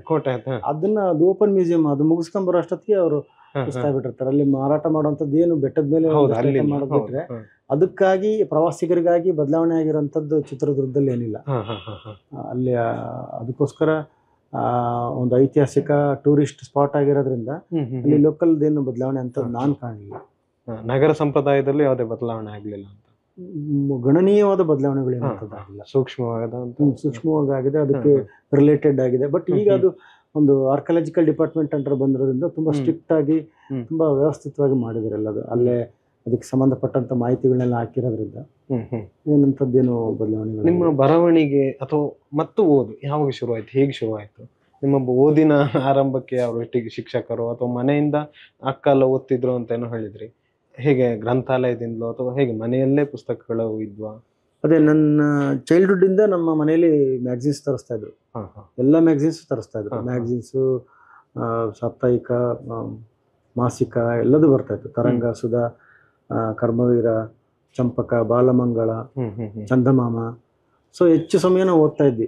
ನಾವು ಚೈಲ್ಡ್ಹುಡ್ ಅಲ್ಲಿ ನಮ್ಮ ತಂದೆಯವರು ಬೇಗ ತೀರ್ಕೊಂಡಿದ್ರಿಂದ ನಮ್ಮ ತಾಯಿ ನಮ್ಮ 4 ಜನನು ಹಂಗೆ ಬೆಳೆಸಿದ್ದು. ಸಂಗೀತ, ಸಾಹಿತ್ಯ, ಚಿತ್ರಕಲೆ ಹಿಂಗೆ ಬೆಳೆದಿದ್ದು. ಹಂಗಾಗಿ ಮನೇಲಿ ಯಾವಾಗ್ಲೂ ಓದ್ತಿದ್ವಿ. ಮತ್ತೆ ಚಿತ್ರದುರ್ಗದ ಲೈಬ್ರರಿಲಿ ನಾನು ಹೆಚ್ಚು ಟೈಮ್ ಸ್ಪೆಂಡ್ ಮಾಡ್ತೀನಿ. ಕೋಟೆ ಬಿಟ್ರೆ ಲೈಬ್ರರಿ. ಹಂಗಾಗಿ ಬಹಳ ವಿಷಯನ ಓದ್ತಿದ್ದರಿಂದ ಅದೆಲ್ಲದನ್ನ ಆ ಥರದ ಮೇಲೆ ನಾವು ನೋಡ್ಬೋದು, ಹಿಂಗೆಲ್ಲ ಅನ್ನೋದೊಂದು ಅವಕಾಶ ಇರುತ್ತೆ ನಮಗೆ. ಈ ಥರ ಎಲ್ಲ ಬರೀತಾರಲ್ಲ, ಯಾವುದೋ 4 ಪುಸ್ತಕ ಓದಿದ್ರೆ ಓಕೆ ಹಿಂಗೆ ಬರೀತಾರೆ, ಹಂಗಲ್ಲ. ನಾವು ಯಾವ ಕಲಂ ತೆಗೆದ್ರು ಎಲ್ಲ ಸಾಹಿತಿಗಳ ಪುಸ್ತಕಗಳು ಸಿಗುತ್ತೆ. ಹಾಗಾಗಿ ಎಲ್ಲರದನ್ನು ನೋಡಿರೋದ್ರಿಂದ ಅದೊಂದು ಆತ್ಮವಿಶ್ವಾಸ ಇರುತ್ತೆ, ಹಿಂಗೆಲ್ಲ ಬರೀತಾರೆ, ಹಿಂಗೆಲ್ಲ ಬರಿಬಹುದು, ಇಷ್ಟೆಲ್ಲ ಚೆನ್ನಾಗಿದೆ. ಹಾಗಾಗಿ ಚಿತ್ರದುರ್ಗ ಲೈಬ್ರರಿ ಮತ್ತೆ ನಮ್ಮ ಮನೆ ವಾತಾವರಣ ಮತ್ತೆ ನನ್ನ ಸ್ನೇಹಿತರು ಮತ್ತೆ ಅಲ್ಲಿರೋ ಹಿರಿಯರು ಇವರು ಓಡಾಡೋದ್ರಿಂದ ಒಳ್ಳೆಯ ಒಂದು ಅಭಿರುಚಿ ಬೆಳೀತು ಅಂತ ಹೇಳ್ಬೋದು. ಮೊದಲ ಬರವಣಿಗೆ ಸಾಮಾನ್ಯವಾಗಿ ಎಲ್ಲರೂ ಕವಿತೆ ಅಂತ ಹೇಳ್ತಾರೆ. ನಿಮ್ಮದು ಏನಾಗಿತ್ತು? ಕಥೆನೇ ಆಗಿತ್ತು ಅಥವಾ ಆ ರೀತಿ ಗದ್ಯ? 97 ಅಲ್ಲಿ ಒಂದು ಕವಿತೆ ಆಗಿತ್ತು, ಬಟ್ ನಾನು ಕಥೆನೇ ಬರೆದಿದ್ದು. ಬಹಳಷ್ಟು ಕಥೆಗಳು ಬರೆದು ಕೋಟೆಯಲ್ಲಿ ಬಿಸಾಕ್ತಾ ಇದ್ದೆ. ಅದೊಂಥರ ಮುಜುಗರ ಅಲ್ಲ, ಇದಂಗೆ ಆಗುತ್ತೆ ಅಂತ. ಆಮೇಲೆ ಧೈರ್ಯ ಮಾಡಿ ಒಂದ್ಸತಿ ಪ್ರಕಟ ಮಾಡಿ. ಅಂದ್ರೆ ಮುಜುಗರ ಅಂದ್ರೆ ಯಾವ ರೀತಿ, ಯಾಕೆ, ಇದು ಹೆಂಗಾಗುತ್ತೆ? ಯಾರಿಗೂ ಕಥೆಯಲ್ಲಿ ಏನ್ ಮಾಡ್ತೀವಲ್ಲ ನಾವು ಅದು ವಾಸ್ತವದಲ್ಲಿ ಇರಲ್ಲಲ್ಲ. ಆಮೇಲೆ ನೀನೇ ಒಂದ್ ಏನೋ ಸೃಷ್ಟಿ ಮಾಡ್ಬಿಟ್ಟಿದ್ಯಾ, ಅವ್ರು ಯಾರ್ಯಾರಿಗೂ ಏನೇನೋ ಕೊಲೆ ಮಾಡಿಸ್ಬಿಟ್ಟಿದ್ಯಾ, ಮದುವೆ ಮಾಡಿಸ್ಬಿಟ್ಟಿದ್ಯಾ, ಅದೊಂದಿರುತ್ತಲ್ಲ, ನಮ್ಗೆ ಅದೊಂದು ಪ್ರಾರಂಭಿಕ ಮುಜುಗರ ಇರುತ್ತಲ್ಲ, ಅದನ್ನ ಮೀರೋವರೆಗೂ ಹಂಗೆ ಆಗುತ್ತೆ. ಒಂದ್ ಪ್ರಕಟಣೆ ಆದ್ಮೇಲೆ ಅದಕ್ಕೊಂದು ವ್ಯಾಲ್ಯೂ ಕೊಡ್ತಾರೆ, ನನ್ನ ತಲೆಯಲ್ಲಿರೋದಕ್ಕೊಂದು ಬೆಲೆ ಬಂತು, ಅದನ್ನ ನಂಬ್ತಾ ಇದಾರೆ ಇವರು. ಸ್ವೀಕಾರ ಕಥೆ ಅಂದ್ರೆ ಟೋಟಲಿ ಸ್ಲೈ, ಸುಳ್ಳು. ಸುಳ್ಳನ್ನೊಂದು ಕೃತಿ ಮಾಡಿ ಅದನ್ನ ಓದಿಸಿ ಅದಕ್ಕೊಂದು ಮೌಲ್ಯ ಕಟ್ಟಿ ಅದಕ್ಕೊಂದು ಇಂಪಾರ್ಟೆನ್ಸ್ ಕೊಟ್ಟಾಗ ಇದ್ರಲ್ಲಿ ಏನೋ ಇದೆ ತುಂಬಾ ಮಜವಾದ್ದು. ಯಾಕಂದ್ರೆ ನಾವು ಶಕ್ತಿ ಮೀರಿ ಓಡಕ್ ಆಗೋದಿಲ್ಲ, ಯಾರೋ ದುಡ್ಡು ಖರ್ಚು ಮಾಡಿ ಏನೊಂದು ಒಳ್ಳೆ ಮನೇಲಿ ಇರಕ್ ಆಗೋದಿಲ್ಲ, ಇನ್ನೇನೋ ಮಾಡಕ್, ಬಟ್ ಇದು ಮಾಡ್ಬೋದಲ್ವಾ, ನಮ್ಮ ಕಲ್ಪನೆಯ ಶಕ್ತಿಯಿಂದ ನಾವು ಒಂದು ಸೃಷ್ಟಿ ಮಾಡ್ಬೋದು. ಒಂದು ನಮಗೆ ಇಲ್ಲೇನೋ ಅಸಹನೆ ಆಗ್ತಿತ್ತಂದ್ರೆ ಕಥೆಯಲ್ಲಿ ತುಂಬಾ ಡೆವಲಪ್ಮೆಂಟ್ ಮಾಡ್ಬೋದು, ಒಳ್ಳೇದನ್ನ ಕಥೆಯಲ್ಲಿ ಮಾಡ್ಬೋದು ಅನ್ನೋದು ಕಾರಣಕ್ಕೆ ನಾನು ಬರಿತಾ ಹೋದೆ. ನಿಮ್ಮ ಪ್ರಭಾವ ಬೀರಿದ್ಯಾರು ನಿಮ್ಮ ಮೇಲೆ? ಓದ್ ಹೇಗಿತ್ತು ಮತ್ತು ಪ್ರಭಾವ ಹೇಗೆ ಬೀರ್ತದ? ಅದೇ, ನನಗೆ ಕುವೆಂಪು ಮತ್ತೆ ತೇಜಸ್ವಿ, ಜಯಂತ್ ಕಾಯ್ಕಿಣಿಯವರು ಪ್ರಭಾವ ಬೀರಿದ್ದಾರೆ. ಪ್ರಹ್ಲಾದ್ ದಕ್ಷಿಣ ಕಟ್ಟೆಯವರ ಒಂದು ಕಥೆಯಿಂದ ನಾನು ಕತೆ ಬರೆಯಕ್ಕೆ ಶುರು ಮಾಡಿದೆ. ಬಿದ್ರಳ್ಳಿ ನರಸಿಂಹಮೂರ್ತಿ ಅವರದ್ದು ಇನ್ನೊಂದು ಕಥೆಯಿಂದ ಮತ್ತೆ ಶುರು ಮಾಡಿದೆ. ಸೊ ಜಯಂತ್ ಕಾಯ್ಕಿಣಿಯವ್ರದ್ದೊಂದು ಲೋಕ ಇದೆಯಲ್ಲ, ಮತ್ತೆ ಆ ಭಾಷೆ ಇದೆಯಲ್ಲ, ತುಂಬಾ ಸ್ಪೆಷಲ್ ಅನಿಸಕ್ಕೆ ಶುರು ಆಯ್ತು. ಹಂಗಾಗಿ ನಾನು ಅದನ್ನ ಜಾಸ್ತಿ ಓದ್ತಾ ಇದ್ದೆ.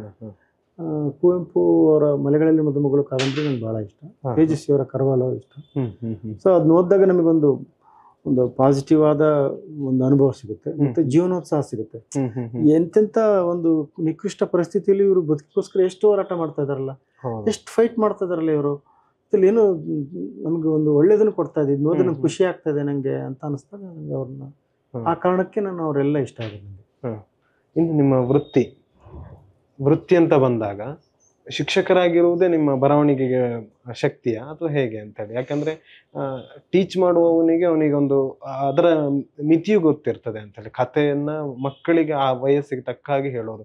ನೀವು ಆಗ್ಲೇ ಹೇಳಿದ್ರೆ ಮಲೆಗಳಲ್ಲಿ ಮದುಮಗಳು ವಯಸ್ಸಿಗೆ ತಕ್ಕಾಗಿ ಓದ್ತಾ ಹೋದಾಗ ಬೇರೆ ಬೇರೆ ಅನುಭವ ಕೊಡ್ತದೆ.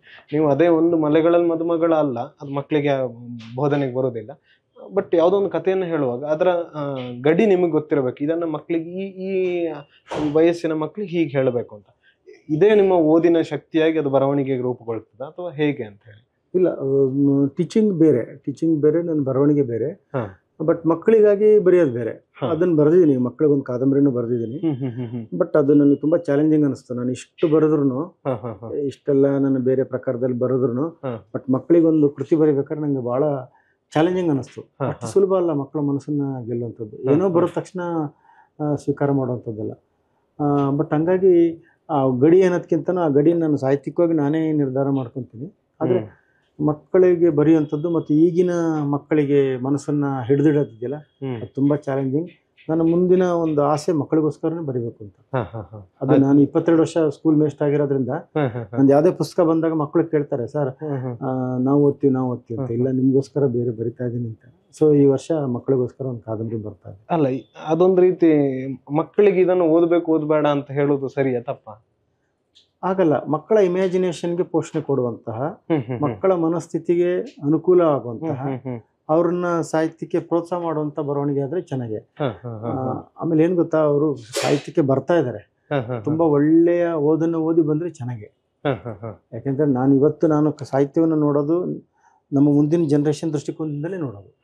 ನಾನು ಪಠ್ಯಪುಸ್ತಕ ಸಮಿತಿ, ರಚನಾ ಸಮಿತಿ ಮೆಂಬರ್ ಆಗಿರೋದ್ರಿಂದ ಮುಂದಿನ ಜನರೇಷನ್ ನಮ್ಗೇನೋ ಒಳ್ಳೊಳ್ಳೆ ಕವಿಗಳು ಸಿಕ್ಕರು, ಒಳ್ಳೊಳ್ಳೆ ಕೃತಿಗಳನ್ನ ಓದಿ ಸಾಹಿತ್ಯ ಅಂದ್ರೆ ಬಹಳ ಖುಷಿ ಪಟ್ವಿ. ನಮ್ಮ ಮುಂದಿನ ಮಕ್ಳಿಗೂ ಅದೇ ಬರಬೇಕು. ಯಾಕಂದ್ರೆ ಇವತ್ತು ಡಿಸ್ಟ್ರಾಕ್ಷನ್ಸ್ ಬಹಳ ಇರೋದ್ರಿಂದ ಸಾಹಿತ್ಯವನ್ನ ಅವ್ರು ಆಯ್ಕೆ ಮಾಡ್ಕೊಳೋದು, ಓದಿಗಾಗಿರ್ಬೋದು, ಅವ್ರ ಭವಿಷ್ಯಕ್ಕಾಗಿರ್ಬೋದು, ಮನೋರಂಜನೆಗಾಗಿರ್ಬೋದು, ತುಂಬಾ ಚಾಲೆಂಜಿಂಗ್. ಆ ಕಡೆಗೆ ಎಲ್ಲರೂ ಗಮನ ಹರಿಸೋದು ಬಹಳ ಇಂಪಾರ್ಟೆಂಟ್ ಆಗಿದೆ. ನೀವು ಅದೇ ಹೇಳಿದ್ರೆ ಮುಂದೆ ಮಕ್ಕಳಿಗೋಸ್ಕರನೇ ಬರೀತಿದ್ದೇನೆ ಅಂತ. ಕಾದಂಬರಿಯೋ ಕಥೆ ಯಾವ್ದು ಪ್ರಕಾರ ಯಾವ್ದು? ಕಾದಂಬರಿ ಬರೆದಿದ್ದೀನಿ ಆಲ್ರೆಡಿ, ಪ್ರಕಟಣೆ ಆಗ್ಬೇಕು. ಕಾಡಿದ ಕಾಡು ಪ್ರಾಣಿ ಅಂತ ಒಂದು ಕಾದಂಬರಿ, ಮಕ್ಕಳ ಕಾದಂಬರಿ. ಬೃಹತ್ ಇಲ್ಲ ಅದೊಂದು 65 ಪೇಜ್ ಇದೆ. 65 ಪೇಜ್ ಅಲ್ಲಿ. ಓಕೆ. ಅದೇ ಮಕ್ಕಳಿಗೆ ಅಂದ್ರೆ ಸಂಕ್ಷಿಪ್ತ ಕೊಟ್ಟಷ್ಟು. ಹೌದು. ಇನ್ನು ಅದಾದ ನಂತರ ಏನು ಯಾವ ರೀತಿ ಬರವಣಿಗೆಯಲ್ಲಿ ತೊಡಗೊಳ್ಳುವುದು ಅಥವಾ ಕಾದಂಬರಿ? ಅದೇ, ನಾನು ಟೋಟಲಿ ಬರಿತಾ ಇರ್ತೀನಿ. ಕೆಲವೊಂದಕ್ಕೆ ಅದು ಸೀರಿಯಸ್ ಆದ ಬರವಣಿಗೆಯನ್ನ ಅದು ಬೇಡಿದ್ರೆ, ಸೀರಿಯಸ್ ಆಗಿ ಅದು ಬರೆಸ್ಕೊಂಡ್ರೆ ಅದನ್ನ ಮುಂದುವರಿಸ್ತೀನಿ. ಅದರ್ವೈಸ್ ಅದನ್ನ ಮುಂದುವರ್ಸಲ್ಲ. ಈಗ ಇನ್ನು ಸಮುದ್ರ ಅಂತ ಒಂದು ಕಾದಂಬರಿ ಬರೆದಿದ್ದೀನಿ. ಅದು 1500 ಪುಟ ಮಿಕ್ಕಿ ಇದೆ. ಅದೀಗ ಮೇ ತಿಂಗಳಲ್ಲಿ ಅದು ಪ್ರಕಟಣೆ ಮಾಡ್ತಾ ಇದ್ದೀನಿ. ಅದು ನನ್ನ ಇತ್ತೀಚಿನ ಪುಸ್ತಕ. ಈ ಇತ್ತೀಚೆಗೆಲ್ಲೋ ಬೃಹತ್ ಕಾದಂಬರಿಗಳ ಸಂಖ್ಯೆ ಹೆಚ್ಚಾಗ್ತಿದೆ ಅಂತ ಅನ್ನಿಸ್ತಾ ಇದೆ ನನಗೆ, ನನ್ನ ವೈಯಕ್ತಿಕ ನೋಟದಲ್ಲಿ. ಅದಕ್ಕೆ ನಿಮ್ಮ ಪಾಲು ಇದೆ ಅನ್ಕೊಳ್ತೇನೆ ಈಗ ಹೊಸದಾಗಿ. ಅಲ್ಲಿ ನಾನು ಏನಾಯ್ತು ನೋಡಿ, ಜಾಗತಿಕವಾಗಿ ನಿಮಗೆ ತುಂಬಾ ದೊಡ್ಡ ಗಾತ್ರದ ಪುಸ್ತಕಗಳು ಸಿಗ್ತವೆ. ಯಾರೇ ಬರೆದ್ರು 300, 400, 500 ಪುಸ್ತಕಗಳು ಹೊಸಬ್ರು ಇದೆ. ಹೌದು. ಏನೇಂತಂದ್ರೆ ದೊಡ್ಡದ್ ಬರಿಬೇಕು ಅಥವಾ ಸಣ್ಣದ್ ಬರಿಬೇಕು ಅನ್ನೋದಲ್ಲ, ಆ ವಸ್ತು ವ್ಯಾಪ್ತಿ ಏನ್ ಬೇಡುತ್ತೆ, ಯಾವ್ದ್ರಲ್ಲಿ ಹೇಳಕ್ ಸಾಧ್ಯ ಅನ್ನೋದ್ರ ಮೇಲೆ ಡಿಪೆಂಡ್. ಆದ್ರೆ ಓದುಗ ಸಣ್ಣದನ್ನು ಇಷ್ಟಪಡ್ತಾನೆ ಅನ್ನೋ ಒಂದು ಮಾತಿದೆಯಲ್ಲ, ಅದು ನೋಡಿ ಪ್ರತಿಯೊಂದನ್ನು ಕ್ಷೇತ್ರದಲ್ಲಿ ಓದಿದಾಗ, ಈಗ ನಿಮಗೆ 100 ಮೀಟರ್ ಓಡ್ತೀರಾ, 1000 ಮೀಟರ್ ಓಡ್ತೀರಾ ಅಂದ್ರೆ ಯಾರು 1000 ಮೀಟರ್ ಆಯ್ಕೆ ಮಾಡೋದಿಲ್ಲ. ನಾವು ಓದುಗರನ್ನ ಬೆಳೆಸ್ಬೇಕು. ನಾವು ಓದುಗರನ್ನ ಬೆಳೆಸ್ತಾ ಇಲ್ಲ. ನಾವು ಈ ಓದುಗರನ್ನ ಬೆಳೆಸುವಂತ ಪ್ರೋಗ್ರಾಮ್ಸ್ ಇಲ್ಲ. ಬರಹಗಾರ ಸಂಖ್ಯೆ ಜಾಸ್ತಿ ಆಗ್ತಾ ಇದೆ, ಓದುಗರೇ ನಮ್ಮ ಆಸ್ತಿ. ಒಂದು ರಸಗ್ರಹಣ ಶಿಬಿರಗಳಿದಾವಲ್ಲ, ಅದು ಹೆಚ್ಚಾಗ್ಬೇಕು. ಓದುಗರು ಇಲ್ದೆ ಹೋದಂತ ಮುಂದೆ ಒಂದು ಇದೇ ಇರಲ್ಲ, ಸಾಹಿತ್ಯ ವರ್ಗನೇ ಇರೋದಿಲ್ಲ. ಅಲ್ಲ, ಇದು ಬರಹಗಾರನ ವೈಫಲ್ಯ ಅಥವಾ ಓದುಗನ ಹಿಂಜರಿಕೆ? ಈಗ ನಾವೇನ್ ಮಾಡ್ತೀವಿ, ಈಗ ನೋಡ್ರಿ ನಮ್ಮ ಒಂದು ಇದನ್ನ ನಾವು take it to cinema, art movie ಅಂತ ನಾವು ತಗೊಂಡು ಮಾಸ್ ಅಂಡ್ ಕ್ಲಾಸ್ ಮೂವಿ. ನಾವು ಆರ್ಟ್ ಮೂವಿ ಕನ್ನಡದಲ್ಲಿ ಬರ್ತಾ ಇಲ್ಲ, ಚೆನ್ನಾಗಿ ಬರ್ತಾ ಇಲ್ಲ ಅಂತ ಅಬ್ಜೆಕ್ಷನ್ ಮಾಡ್ತೀವಲ್ಲ. ನಾವು ಎಷ್ಟು ಜನ ಆರ್ಟ್ ಮೂವಿ ಬಗ್ಗೆ ಮಾತಾಡಿದೀವಿ, ಎಷ್ಟು ಜನ ಆರ್ಟ್ ಮೂವಿ ಬಗ್ಗೆ ಸಿನಿಮಾ ಬರಿತೀವಿ, ವಿಮರ್ಶೆನ ಅಥವಾ ಫೇಸ್ಬುಕ್ ಅಲ್ಲಿ ವಾಟ್ಸಪ್ ಅಲ್ಲಿ ಹಂಚ್ಕೊತೀವಿ, ಎಷ್ಟು ಜನ ಹೋಗಿ ಥಿಯೇಟ್ರಿಗೆ ನೋಡ್ತೀವಿ ಬಂದಾಗ. So same applies to Kannada literature. ಎಷ್ಟು ಜನ ನಾವು ಇದು ಒಳ್ಳೆ ಕತೆ ಬಂದಿದೆ, ಓದು ಗೆಳೆಯ, ಇದೊಂದು ಒಳ್ಳೆ ಚೆನ್ನಾಗ್ ಬಂದಿದೆ, ಚೆನ್ನಾಗಿ ಬರಿತಾ ಇದಾರೆ, ಓದು ಪ್ರೋತ್ಸಾಹ ಇಲ್ಲ. ಆಮೇಲೆ ಒಳ್ಳೆ ಓದುಗರಿಗೆ ನಾವು ಪ್ರಶಸ್ತಿ ಯಾವತ್ತೂ ಕೊಟ್ಟಿಲ್ಲ. ತುಂಬಾ ಚೆನ್ನಾಗಿ ಇವರೊಂದು 200 ಪುಸ್ತಕ ಓದಿದ್ದಾರೆ, ಚೆನ್ನಾಗಿ ಮಾತಾಡ್ತಾರೆ, ನಮ್ಗೆ ಸಿಗ್ತಾನೆ ಇಲ್ಲ. ಮತ್ತೆ ಓದುಗನ್ ಕಳ್ಕಂತ ಇದೀವಿ ನಾವು. ನನಗೂ ಎಲ್ಲೋ ಒಂದು ಹಂತದಕ್ಕೆ ಓದ್ತಾ ಇರೋದೇ ಚೆನ್ನಾಗಿ ಅಂತ ಅನ್ಸ್ಬಿಡುತ್ತೆ. ಐ ಮಿಸ್ ರೀಡಿಂಗ್ ಎಲ್ಲ. ಬರಿಬೇಕಾದ್ರೆ ಅನ್ಸುತ್ತೆ, ಅಯ್ಯೋ ಓದೋದು ಇಷ್ಟೊತ್ತಿಗೆ 3-4 ಪುಸ್ತಕ ಓದ್ತಿದ್ನಲ್ಲ ಅಂತ ಅನ್ಸುತ್ತೆ. ಓದುವಿಕೆ ಇದೆಯಲ್ಲ ತುಂಬಾ ದೊಡ್ಡದು. That's the best thing.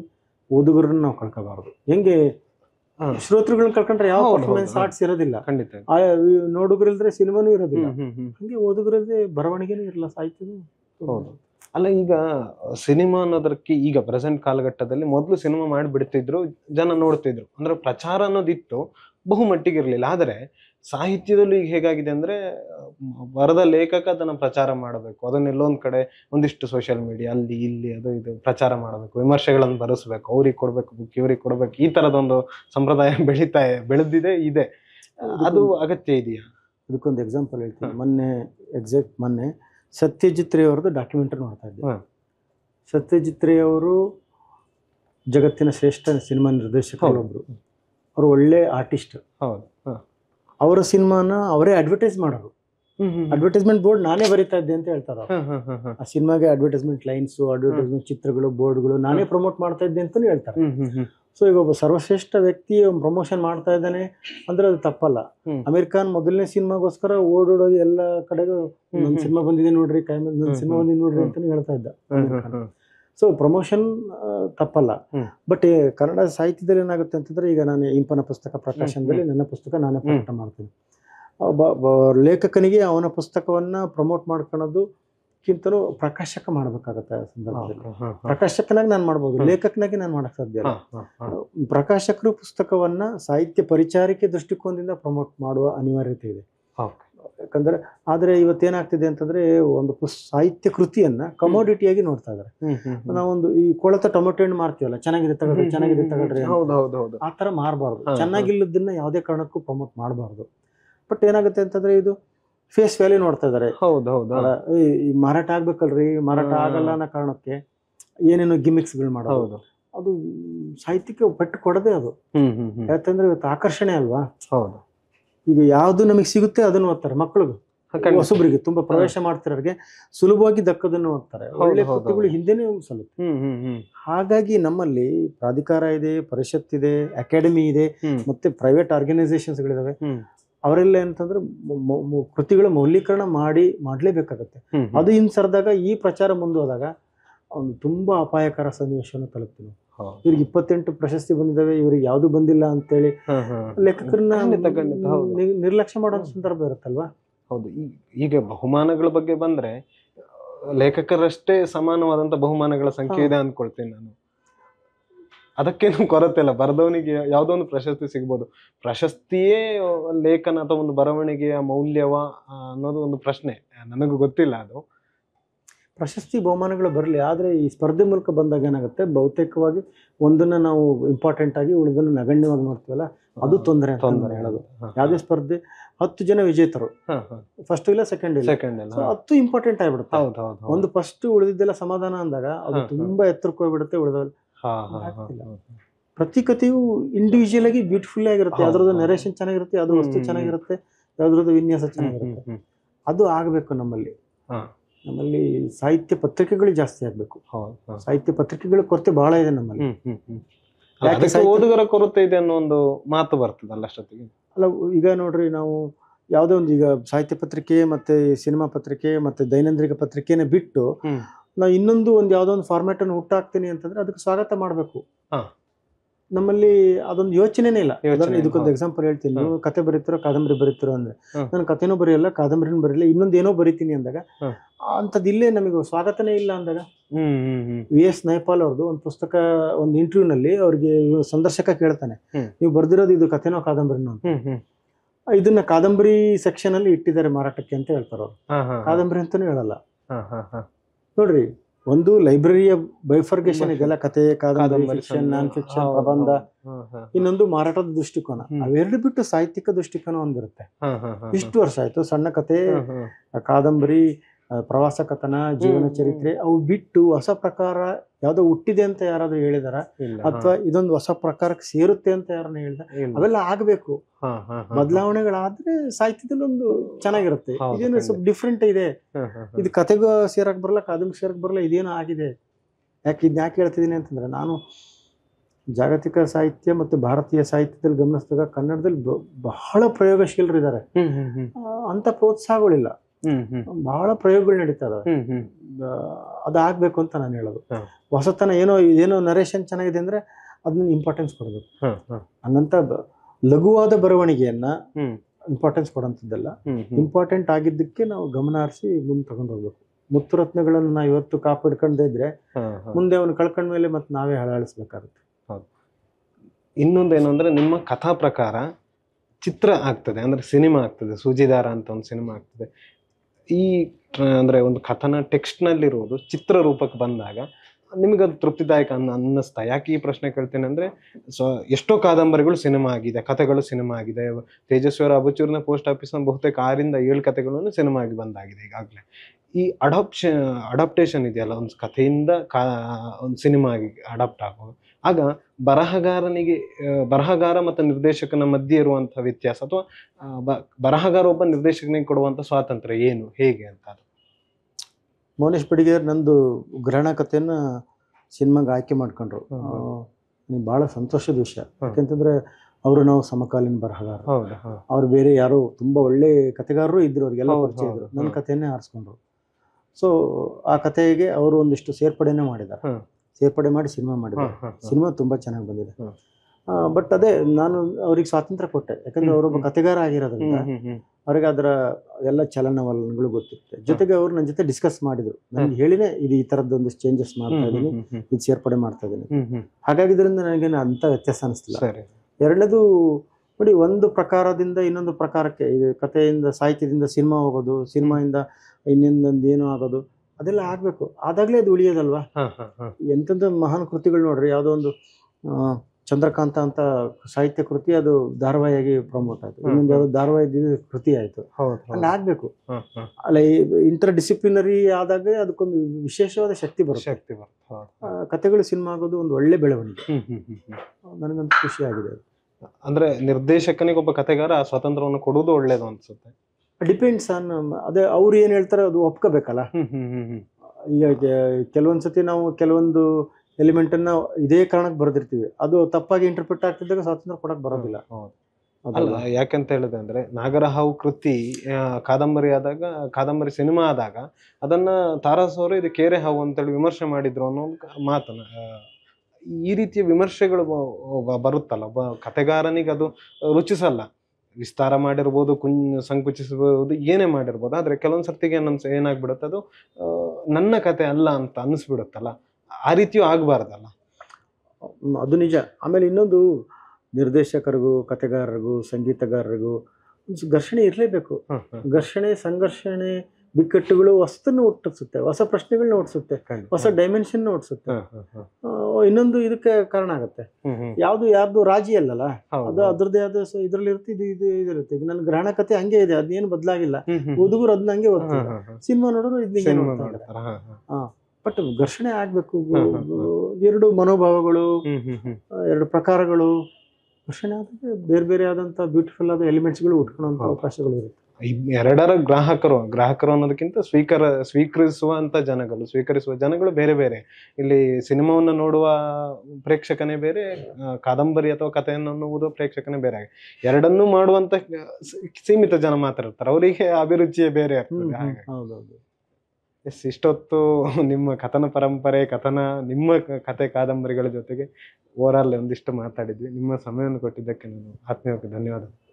ನಿಮಗೂ ಮತ್ತು ಬುಕ್ ಬ್ರಹ್ಮ ಟೀಮ್ಗೂ ಧನ್ಯವಾದಗಳು. Thank you. ನಮಸ್ಕಾರ.